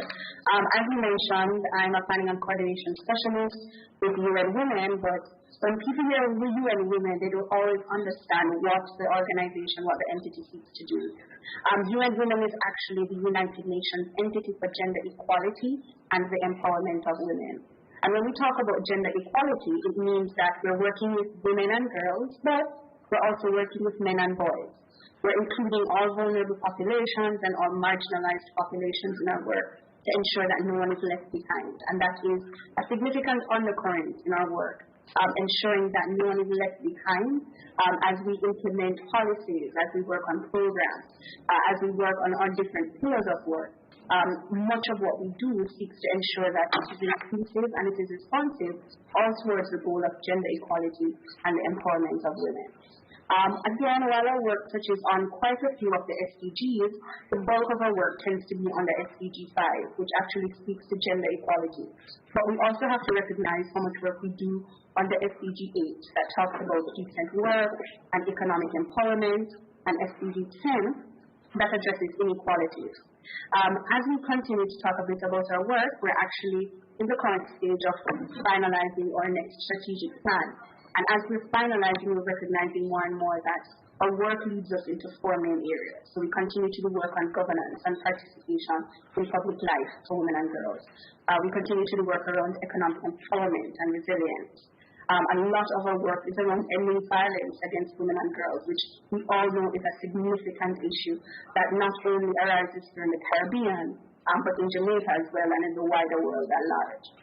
Another thing we also work on is disaster risk reduction and recognizing the peculiarities and the differences that women face in situations where disasters strike. As I mentioned, our cross-cutting ideas for work are grounded heavily in using data and using evidence. One of the great things we've been able to do is to collect a significant amount of prevalence data across the region that has helped to guide a lot of our interventions.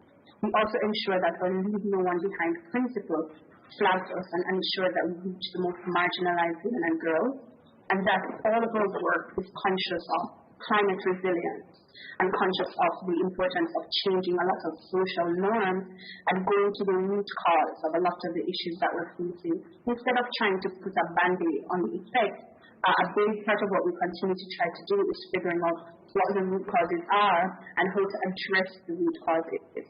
What this leads us to do is to work extensively with the communities. So one of the things we've recognized as UN Women in our 3 pillars of work, which includes the normative work, which is heavily around how we create an enabling environment, how we work on laws and policies to ensure that they're responsive to the needs of the populations, but also, again, feeding into our broader desire for gender equality and the empowerment of women and girls. But another significant element is coordination. We actually have a huge pillar of our work that is about how we coordinate the engagement between CSOs, how we coordinate the engagement with government, how we pull everyone into the table for this issue of gender equality and the empowerment of women. And as you can imagine, it's something that is cross-cutting for all UN agencies. As the Spotlight Initiative definitely has shown up, different UN agencies have various comparative advantages when it comes to addressing violence against women and girls, and as the Spotlight Initiative speaks about. And I'm flagging that the Spotlight Initiative is a joint partnership between the European Union and the UN in Jamaica, and it's implemented and in partnership with the Ministry of Culture, Gender, Entertainment and Sport, with a lot of support from the Bureau of Gender as well. And under this initiative, we've been able to, highlight the importance of our role as coordinators. We're actually the technical coherence lead while we work under all of the different pillars of Spotlight. And that again just drives home the importance of us ensuring that we're pulling everyone into the table and ensuring that the different advantages, the different capacities of all groups, including civil society and especially civil society, are brought to the table, and we're able to ensure that their particular experiences, their particular expertise is able to guide and support a lot of the work.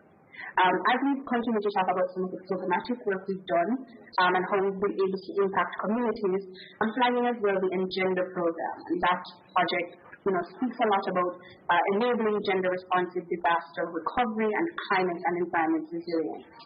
Through that project and our partnership with UBC under that project, and in response to COVID, we've been able to provide, a significant amount of funds to craft vendors, working with UBC craft markets across Jamaica. Over 400 craft vendors were able to get support under this program. Again, the intention is always to ensure that we're responding to the need on the ground and being creative in our response as needs change and as disasters happen and as crises happen. And in this instance, as a health crisis, something that is completely unprecedented and has never happened in the history of UN Women, which is pretty young considering. But we've been able to work with the UDC, work with government, work with women on the ground to ensure that we're responding to their needs. We also do a significant amount of work under our WIN program, which recently ended. And again, that's heavily around supporting agencies, supporting entities, and supporting businesses in aligning their principles with women empowerment principles. So we have over 40 entities and agencies and companies who have signed on to the women empowerment principles, and the desire is for businesses to transform themselves in a way to respond to the needs of women in the workplace and to ensure that their principles are guided by ensuring women are empowered, women are supported, and there's an enabling environment and a supportive space within different companies for women to thrive. Even under our support with the Ministry of Gender, the ministry that manages gender, we've also partnered with the Ministry of Industry, Investment and Commerce under their Women's Entrepreneurship Support Program. And that allowed us to fund about 10 women in small, medium, micro enterprises, again, to receive funding to assist with the sustainability and to assist with the expansion of their businesses. As we talk about the importance of partnerships, and as we flag the role that we have in coordination, we have to keep being reminded that we can't do it alone. Gender isn't an issue that is exclusively for women, and gender is not an issue that's exclusively for UN Women. While our regional head brags very often that the UN Women regional body has over 500 gender experts, and we really are experts in the area, there is a recognition that it has to be something that all different partners are pulling into. All members of the UN, all members of civil society, all members of government have to recognize the importance that gender plays in impacting development, in impacting climate resilience, in impacting employment, in impacting the empowerment and progress of women and girls and men and boys everywhere. So as we continue to work on our partnerships, we continue to partner heavily with the Ministry of Culture, Gender, Entertainment and Sport. We continue to partner heavily with the Bureau of Gender Affairs. We continue to partner heavily with the European Union, who are one of our major donors. We also partner with the Government of Canada, who has also supported some of our other programs. And we've partnered with more and more the Ministry of Industry and Commerce, and we're exploring partnerships with the Ministry of Economic Growth and Job Creation. Again, the desire is for us both to have government partnerships, but also for us to continue to support civil society and to explore and build on our partnerships within civil society spaces. And we're happy to say that under the Spotlight Initiative, we've been able to give out about 7 grants, and we have quite a few more coming up for civil society organizations, both to continue to implement and scale up work that they've already been doing, but also so for them to build their internal capacity to respond to new and emerging issues, especially within the context of COVID. Under Spotlight, we've been able to give grants to quite a few agencies that also touch and concern marginalized and vulnerable groups. This includes WeChange, who we know works with women, but including lesbian, queer, and bisexual women, and groups that sometimes gets left behind in some of these movements. We've been able to partner with the Jamaica Network of Seropositives, again, an entity that works with people living with HIV, including women living with HIV. Another group of marginalized women that sometimes get left behind in some of these movements. And luckily with JN+, the Jamaica Network of Seropositives, we were also able to build their capacity under some of our other work under the Spotlight Initiative around how they gather data and what their data management processes look like, which is excellent because they also manage the Jamaica Anti-Discriminatory System for HIV, which captures data around HIV discrimination in Jamaica.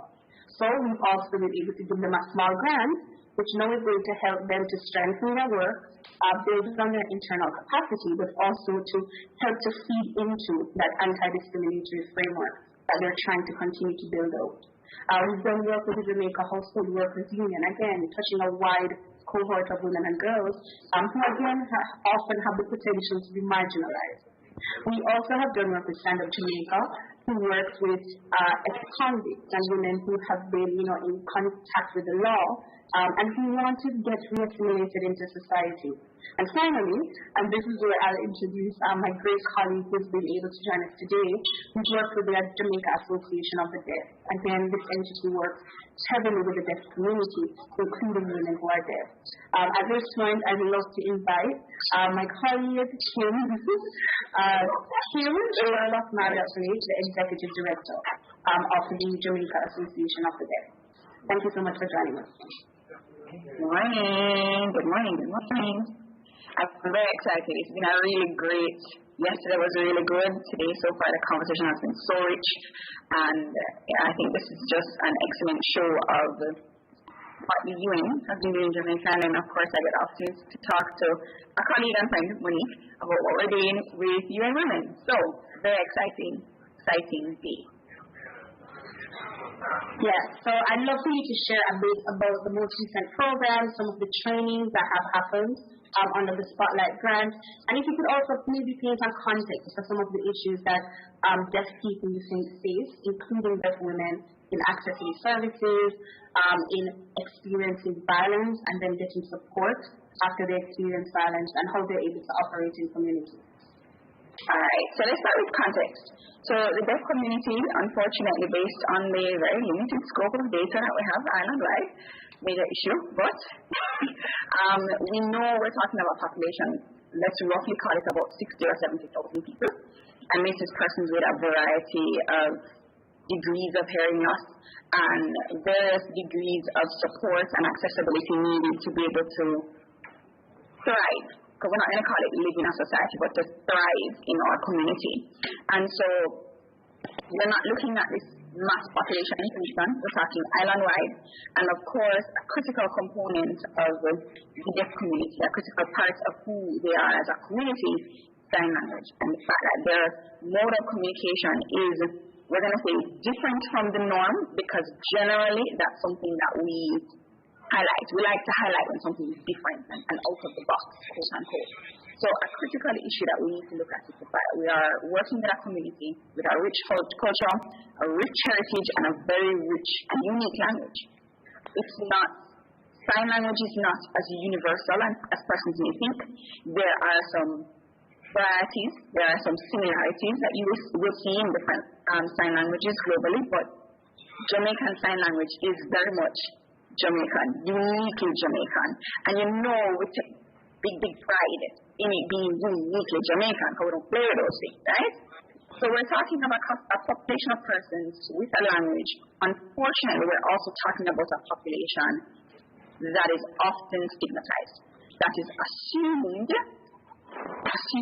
that they don't have any sense, assumed that these are individuals who are not intellectual, do not have the right to live and exist in our communities in the same way that we, as anyone else, as any other Jamaican, is permitted to live.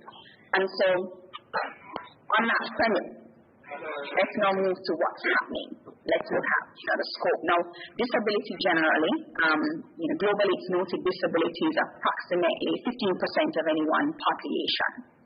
And if you're looking at 15% of our population, now this 15% is based on the larger populations that may be more advanced and maybe a little bit more ahead when it comes on to policy and so on, and medicine and such. When we look at developing states, that 15% is likely to be higher. And so you're looking at a population that is in need of special support systems at a national level to ensure that access is fair and equal. What's happening in the deaf community is that we oftentimes see where the communication barrier is mostly based on an assumption of, I can't be bothered. It's an attitudinal barrier. It's an issue of preconceived assumptions that are coming in about this individual. So it's an assumption that you are already less than. It's an assumption that someone is questioning themselves or failing. It's an assumption that you are not worthy of having the same level of access. And so when it comes to accessing support and handling issues like gender-based violence and family violence, you're already coming in at a disadvantage, unfortunately. Through Spotlight, we were able to really get a great opportunity to have some conversations with critical stakeholders. So, as you can imagine, Jamaica Association for the Deaf, we are supporting deaf persons across the island, and we recognize that we know urban and rural is not equal. We also know that access to support and services may be dependent on whether or not you have support from parents or family members, whether or not there is a level of, let's say, community embracing that happens. So in the case of many deaf persons, because they may not have very strong family support, because they may not have very strong support in the wider community, oftentimes the access to services and engagement with stakeholders is wanting. We, through Spotlight, were able to look at just really diving deeper with stakeholders, and that's critical because we're talking or police and or victim support services or teams that are supporting in policy in event. Let's take the assumption there's a woman who has been abused and she goes to the police to make a statement. Let's have a conversation on what that looks like. What are the barriers? Why does this barrier exist? Who would be the person to help to address that barrier? And okay, the person needs medical support. Let's talk to someone in the health system. What does the barrier look like? Is the issue at a hospital or is it at a community clinic? Where is the bottleneck in being able to provide a service? Okay, the person now needs to be placed in a victim support system or support home. What's the barrier here? Why is this not something that's able to work? Why are we having a hesitation in being able to give people the service that they need? That conversation was eye-opening. And I say eye-opening because it was not just, we did it in segments, so we spoke to the deaf community, giving an open opportunity to express and to clarify particular incidents, because sometimes there is a particular incident that is of grave concern that can be used as a very clear issue of this is what we are not wanting to do, and we've been able to take some of the stories that came out of that conversation with the deaf community and relay that when we're talking to our stakeholders. Many of the stakeholders were individuals that are not necessarily at the policy level, but the person at the front desk that we're going to see. And for so many persons, they were like, oh, I never knew. I never thought of that. I didn't realize that, my facial expression and my body language is coming off so negatively. Because the moment a deaf person comes in and they may back out their phone and type, I am deaf, I need an interpreter, and the person sees the phone, and that shift in facial expression says a lot. It says, I don't want to have to deal with you. Lord, it's going to take more work. It's too stressful. But that opportunity to sit with our stakeholders, using, of course, and I'm not going to lie, being able to say we are a part of a Spotlight initiative. Remember now, this is connecting the partnership, brand recognition, which, Jamaicans are big on, and being able to say we are working along with Spotlight to be able to have this conversation with you. Because around at a national level, this conversation is happening, and Spotlight is in your face, and it's there. So many stakeholders said, oh, there's a Spotlight activity. There was no question about that attending. And that brand recognition, I don't want that. Our CSOs need to understand this is not something you want to miss out on.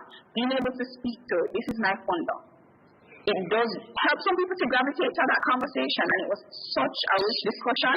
We've now put together a policy paper that we will be sharing with Spotlight, of course, which will help to guide Spotlight in the activities going forward. Because it will also show to Spotlight where some other gaps exist. How can we translate those gaps into how I'm engaging with the other stakeholders? How can we look at, when we talk about a gap with the stakeholders, and we're now talking about moving conversation to a national policy level, when we see that common thread of we don't have interpreting in our budget, which I promise you is probably the biggest issue that comes up, that now becomes a dedicated policy position that needs to be addressed. And, Spotlight can carry that in handling the pillars that speak to, the cooperation and the collaboration and moving things forward for sustainable change. That's a clear indication. It's not, we hear that, we have evidence that speaks to this as an issue. And for us as an association, that's something that's very important. Being data-driven is important. We do have a chicken and egg situation when we talk about the data.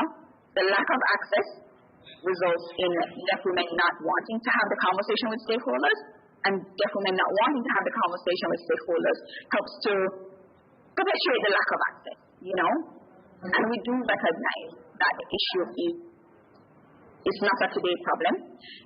We know that when we look at an economic abuse or a situation where economic abuse is on the table, when we look at situations where women who in the past were able to contribute in a different kind of way before COVID that are not able to contribute now, when you just think about some of the mental weight, let's not pretend it's not real, that mental weight of COVID that has hit a lot of families, whether it's because of the shift in income, the reality that you can't really go nowhere, it's impacting families. And as a result of that, it's impacting violence, it's impacting...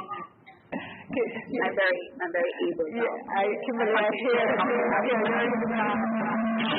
Impacting violence, engagement between family members. And let's not imagine it only as partners, as, mom to dad or dad to the mom, but also to children. And that frustration, we don't want to pretend that there isn't an issue that exists where parents who have their children who may not have really recognized the situation, the reality of their child's needs. Right. Maybe the child is newly deaf or newly acknowledged or confirmed as being deaf or having a hearing loss. Some parents who in the past were very flippant in how they handled the education needs of their children. Child is now at home. We are all at home. I am trying to work. It is overwhelming. And as a result of that, we have abuse happening, unfortunately. Yes. Abuse to children, abuse parents to parents, and it's a very negative environment that we know will have long-term effects. We are just kind of hoping that our measures and our attempts to address COVID will put us in a position where our kids can be back at school because yes, Kimberly, you know, and the work the work our you're children doing are struggling. Our children are struggling because for many of our children, they're born in caring families. There's no one at home who can sign, and not having anyone at home who can sign means that the only place you get real engagement is in a school environment, and that's tough. That's really hard. Being at home in that environment, we hear you loud and clear. It's very difficult, and it weighs on our kids. It's definitely weighing on our kids, and there must be a way that we can address it. And I'm sure that with Spotlight's help, we can come up with some new strategies to help support our children to avoid the family violence and the gender-based violence that we're seeing in the community. Thank you so much, Kimberly and Monique. You know, listen, viewers, you see why we're on track in SDG 5. These two phenomenal Jamaican women doing an awesome job in this gender equality space. But you've also heard about the challenges. So although we're on track, we still may not get there if we don't stay on track and we don't overcome these challenges. So thank you so much for your rich contribution. We must move on to GEF Small Grant Program and the Human Security Trust Fund Joint Program. And we have with us Hyacinth Douglas, and she is the GEF Small Grants Program National Coordinator, and we also have two others. So let me hand over quickly to Hyacinth to just give us a quick overview as to what you're doing, and then we'll hear from two other presentations before we wrap. Hyacinth? Thank you so much, Prof, and good afternoon. Good morning, everyone. Thanks for the opportunity. And I'll just go, do a briefing because I realize we're running on time now. So a little background on the GEF Small Grants Program. It is implemented globally by the UNDP. It embodies the very essence of sustainable development by thinking globally and acting locally. We provide financial support to projects that conserve and restore the environment while enhancing the well-being of people and their livelihoods. We recognize that environmental degradation, increasing levels of carbon dioxide, and other greenhouse gases in our atmosphere are life-threatening. However, poor and vulnerable communities are most at risk because they depend on access to natural resources for their livelihoods. Program, which is our program, provides grants up to $50,000 directly to locally registered NGOs, CSOs to address these challenges. And our work is actually linked to 10 of the Sustainable Development Goals. We could discuss that after. And with COVID pandemic, I can see, a lot of our communities, when they call and said, Miss D, we're glad for COVID because we are now shining. So they will tell you why. Our communities, they have, I think, braced themselves for COVID, and they are now, being innovative in what they do, especially as it relates to food security and awareness building to protect their elderly in their communities.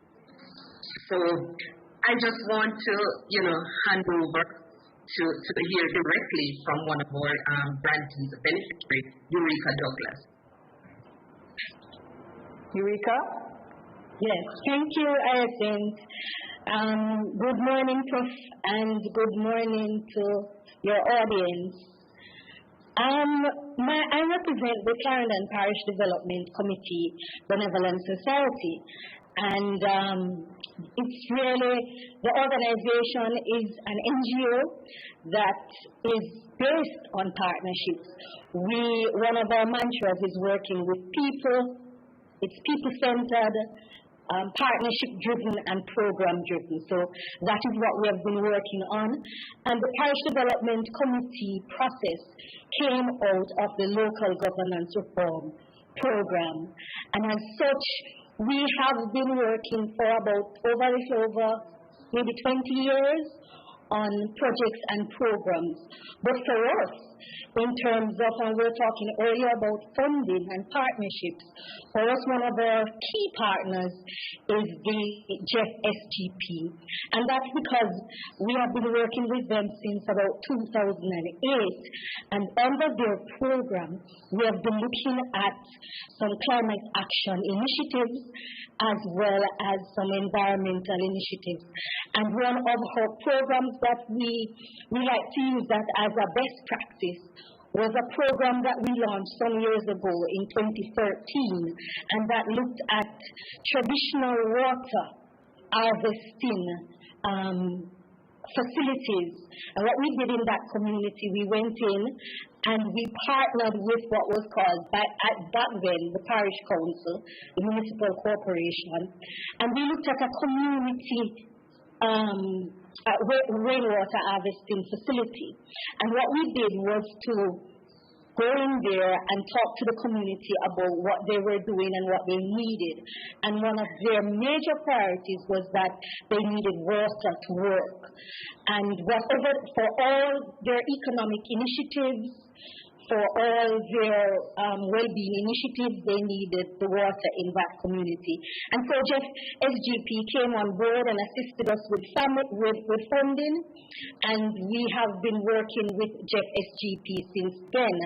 Out of that initiative, we started to look at the Strengthening Human Resilience program, and we developed a project that would look at North Clarendon generally and look at all the water security issues within about 9 communities.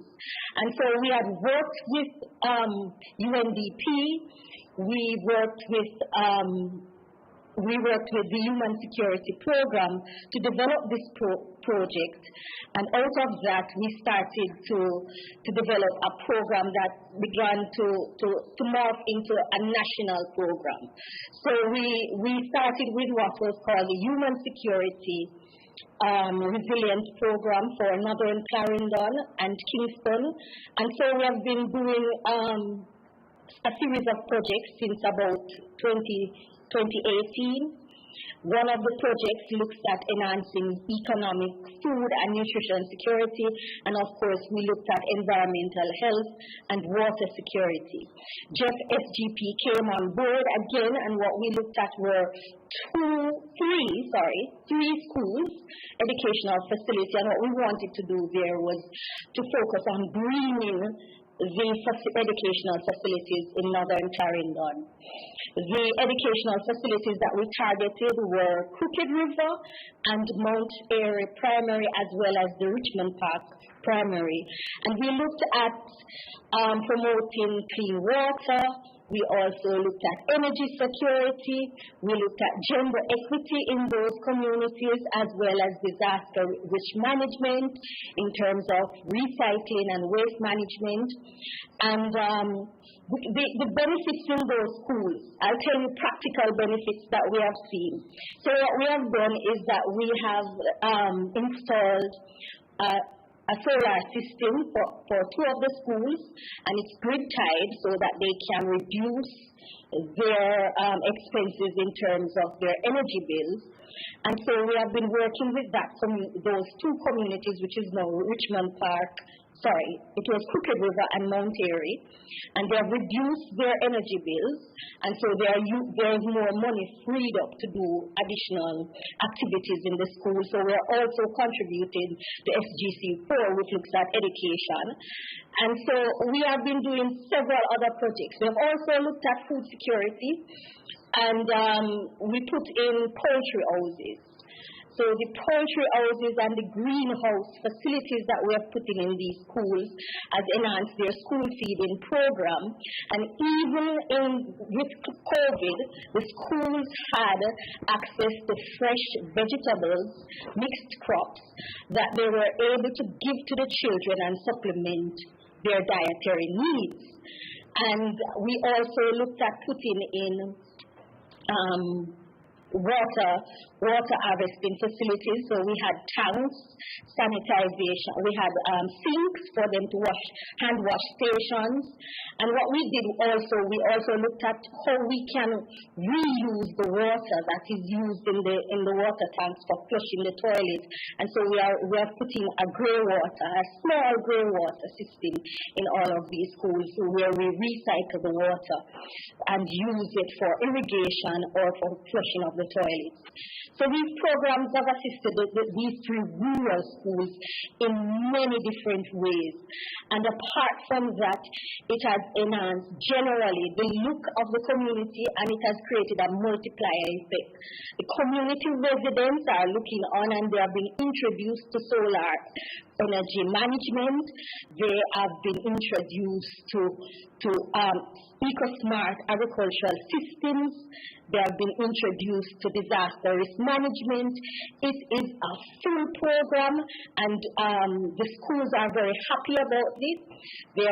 These schools serve communities of maybe a population of under 2,000 persons.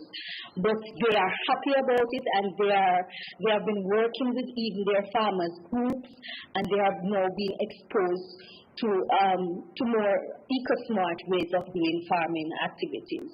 So the communities are doing quite well, and we are very proud of the work that they have been doing. Additionally, under the Human Security Resilience Program, we have also put in water harvesting facilities in 2 communities, and we have upgraded the systems in the Mount Airy area. So Mount Airy had an old tank, what they would call community tank, with a barbecue, which is really a paved area where the water is caught and flows into an underground tank.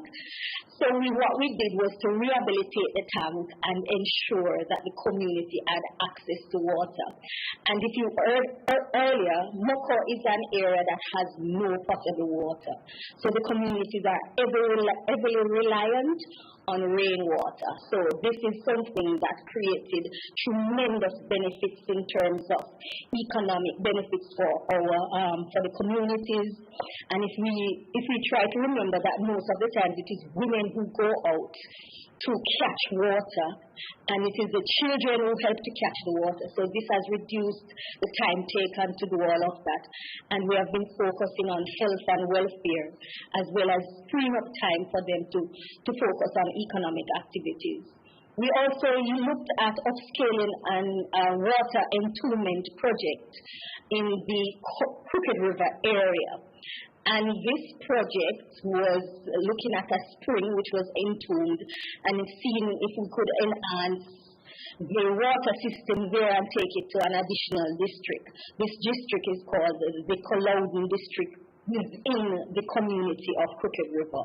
So what we're seeing is that these communities are having increased access to water, and that has allowed them to deal with the challenges of the extended droughts that we have been faced with.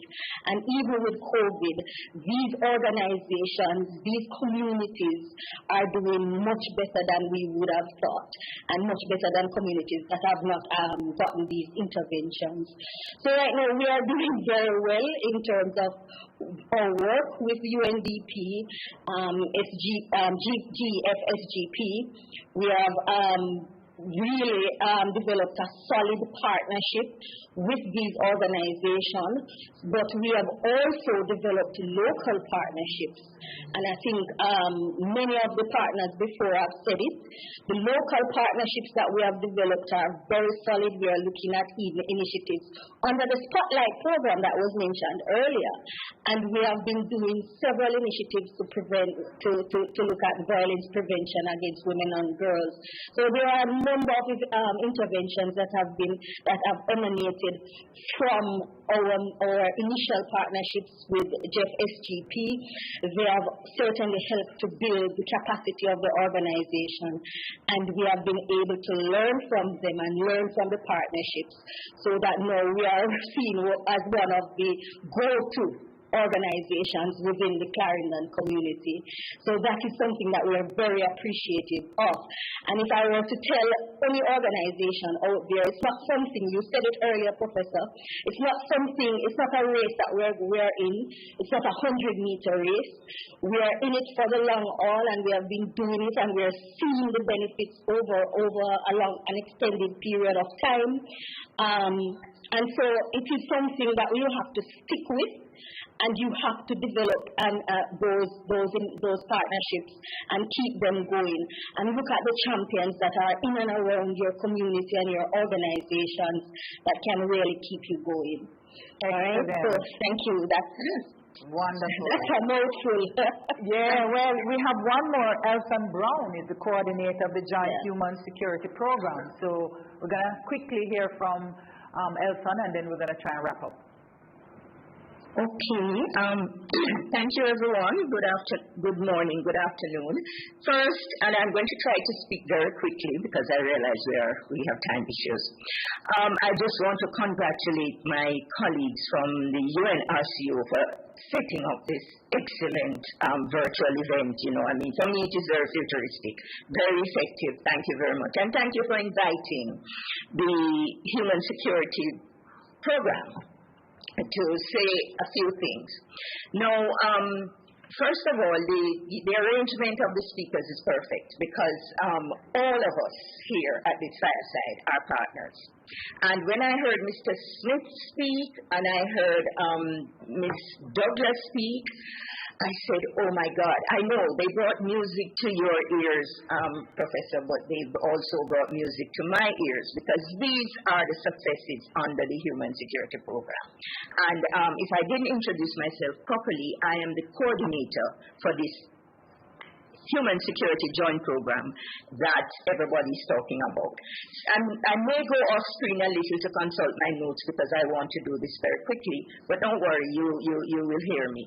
I am going to say, start, if you permit me, just to say a little bit about the human security approach. First of all, the project is entitled Strengthening Human Resilience in Northern Clarendon and West Kingston.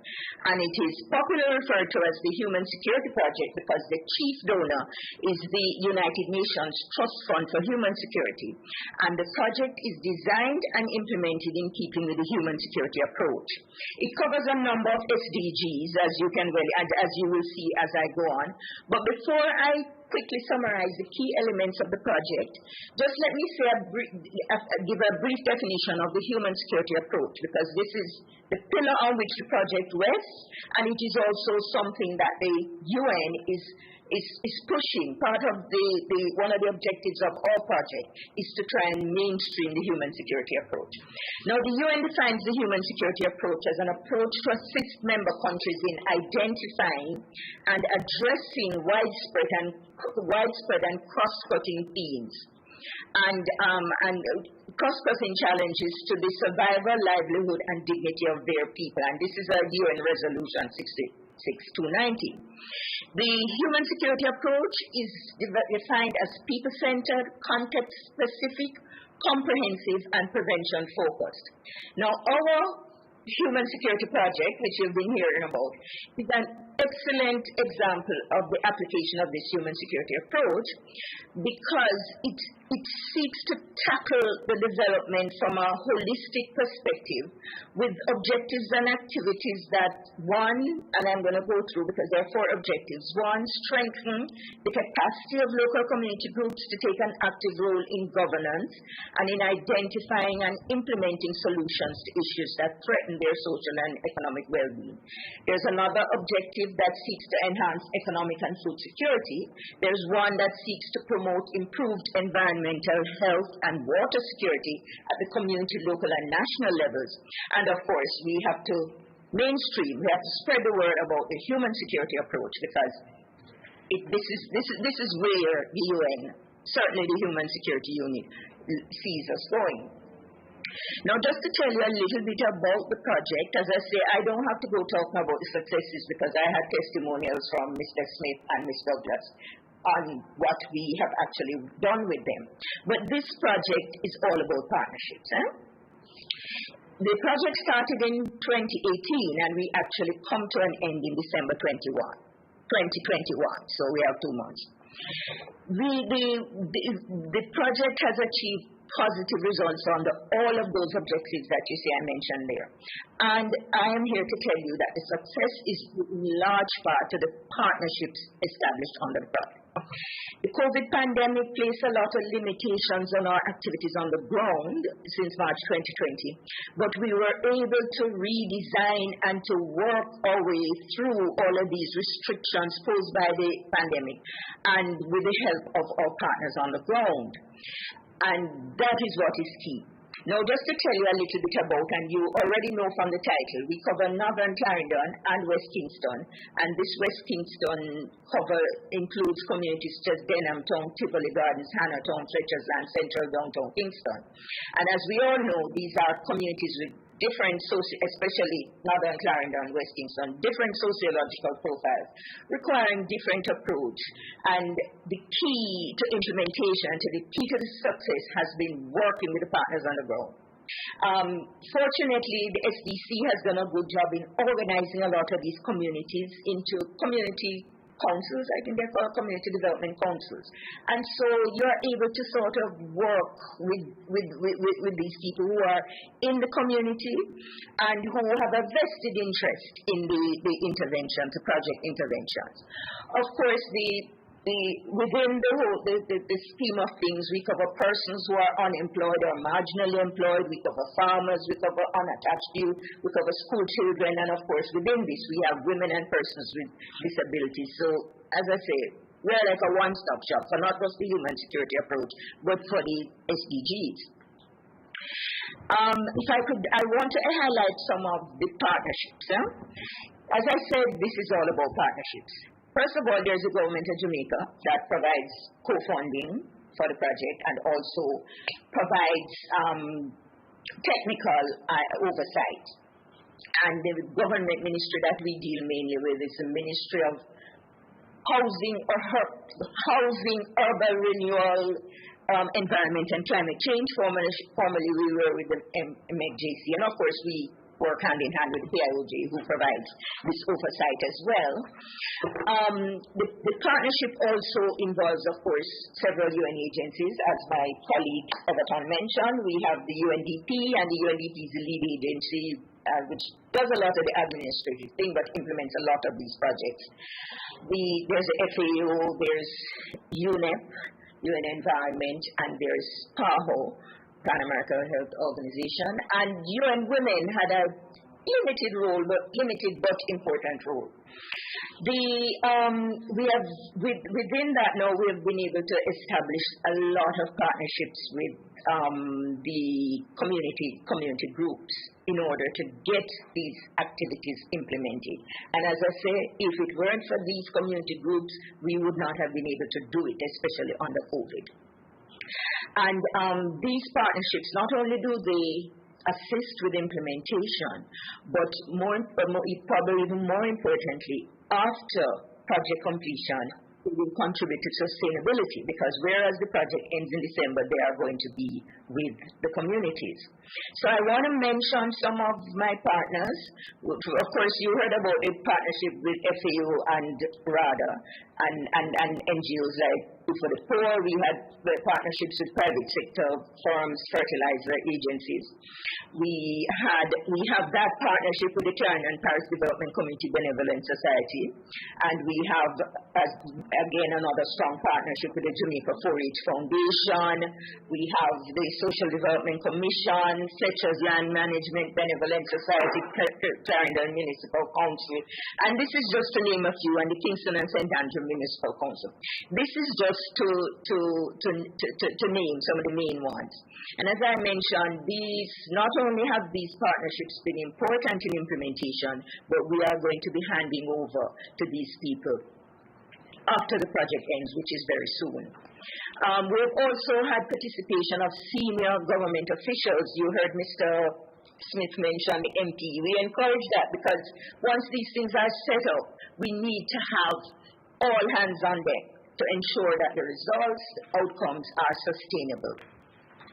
And I do not have to share any example of my successful partnerships, because, as I said, the Clarendon Parish Development Community Benevolent Society, Ms. Douglas and Mr. Smith from the Mount Airy Association, they gave you an indication of some of the results, the successes, and this is coming from the stakeholders. You're not hearing it from me.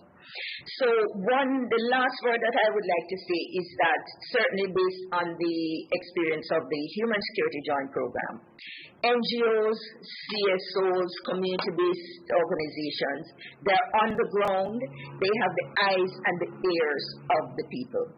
For the most part, they have a vested interest in getting the project to succeed. So establishing partnerships with these groups is important from the beginning, in the design of these projects, in the implementation, and in handing over. And they're important for effective buying, because you don't want to go thrust things on communities. In the design, the communities must say what is important to them, and we work within, the limitations of budget, etc., etc. They also inspire community participation throughout the implementation project, and for sustainability of the results after project completion. They will be there to assist the communities, provide all kind of assistance, and foster all kind of multiplier effects. So this is okay. So this is essentially what I wanted to say, and I would like to thank everyone for listening, and yes, the Human Security Joint Project is an example of a successful partnership. Thank you. Thank you so very much. That was so much rich information, bringing together all the cross-cutting issues that are important in the SDGs. In fact, it sounds like you've touched all 17 SDGs. Absolutely. So I want to really thank you so much, Hyacinth Douglas, Elsa Brown, the coordinator, Eureka Douglas. Thank you so much.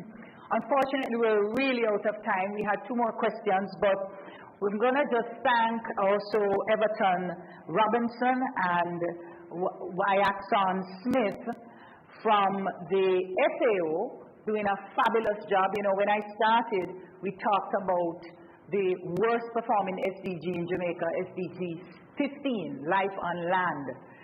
And, they're doing amazing work to remind us to respect our land, make sure that it feeds us, and I always want to use every opportunity to say plant more trees. So, we want to thank Everton and Wyaxon for the work that you're doing, excellent work. UN Women, amazing work as well, kind of really trailblazers, I think, one of only 2 SDGs in which we're on track.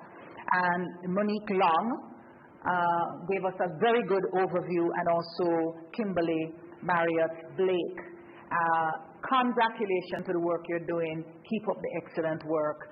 And to all of the UN coordinated programs, the Spotlight Initiative, and all of you who are doing amazing work to try to create the kinds of partnerships that are critical to achieving the SDGs by 2030. So I want to say thank you for having me and for listening. And I want to hand over now to Alicia Bowen McCluskey.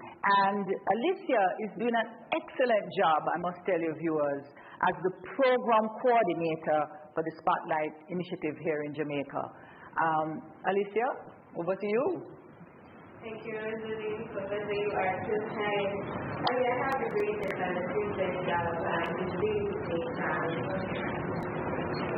this activity today could not have been possible without the contribution and the support of all our participants. They're living the long list, but I just want to really take time to acknowledge. So let's start with you, Thank you very much for so eloquently and so informatively guiding us through this conversation. It's a discussion that needs to be had.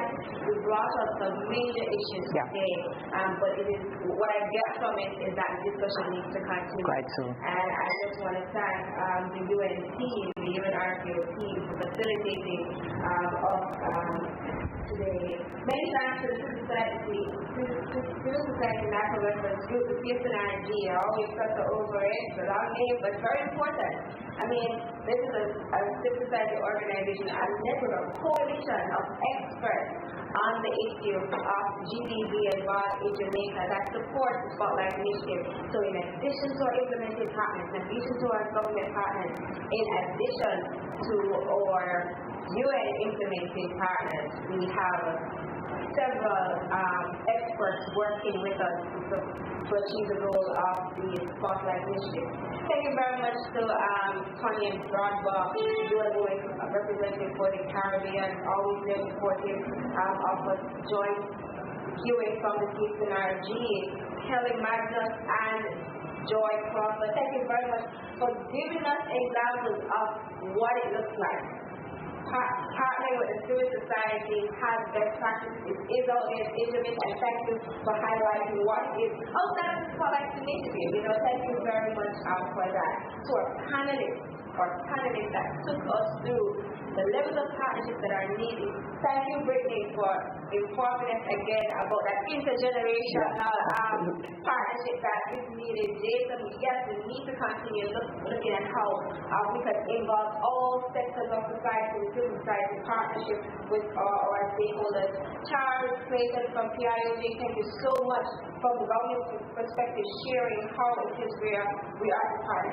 And Vanna Lawrence from the EU, and of course the EU is very special for the Spotlight because they are our donor. But Vanna made it clear today that there is room for improvement on both sides.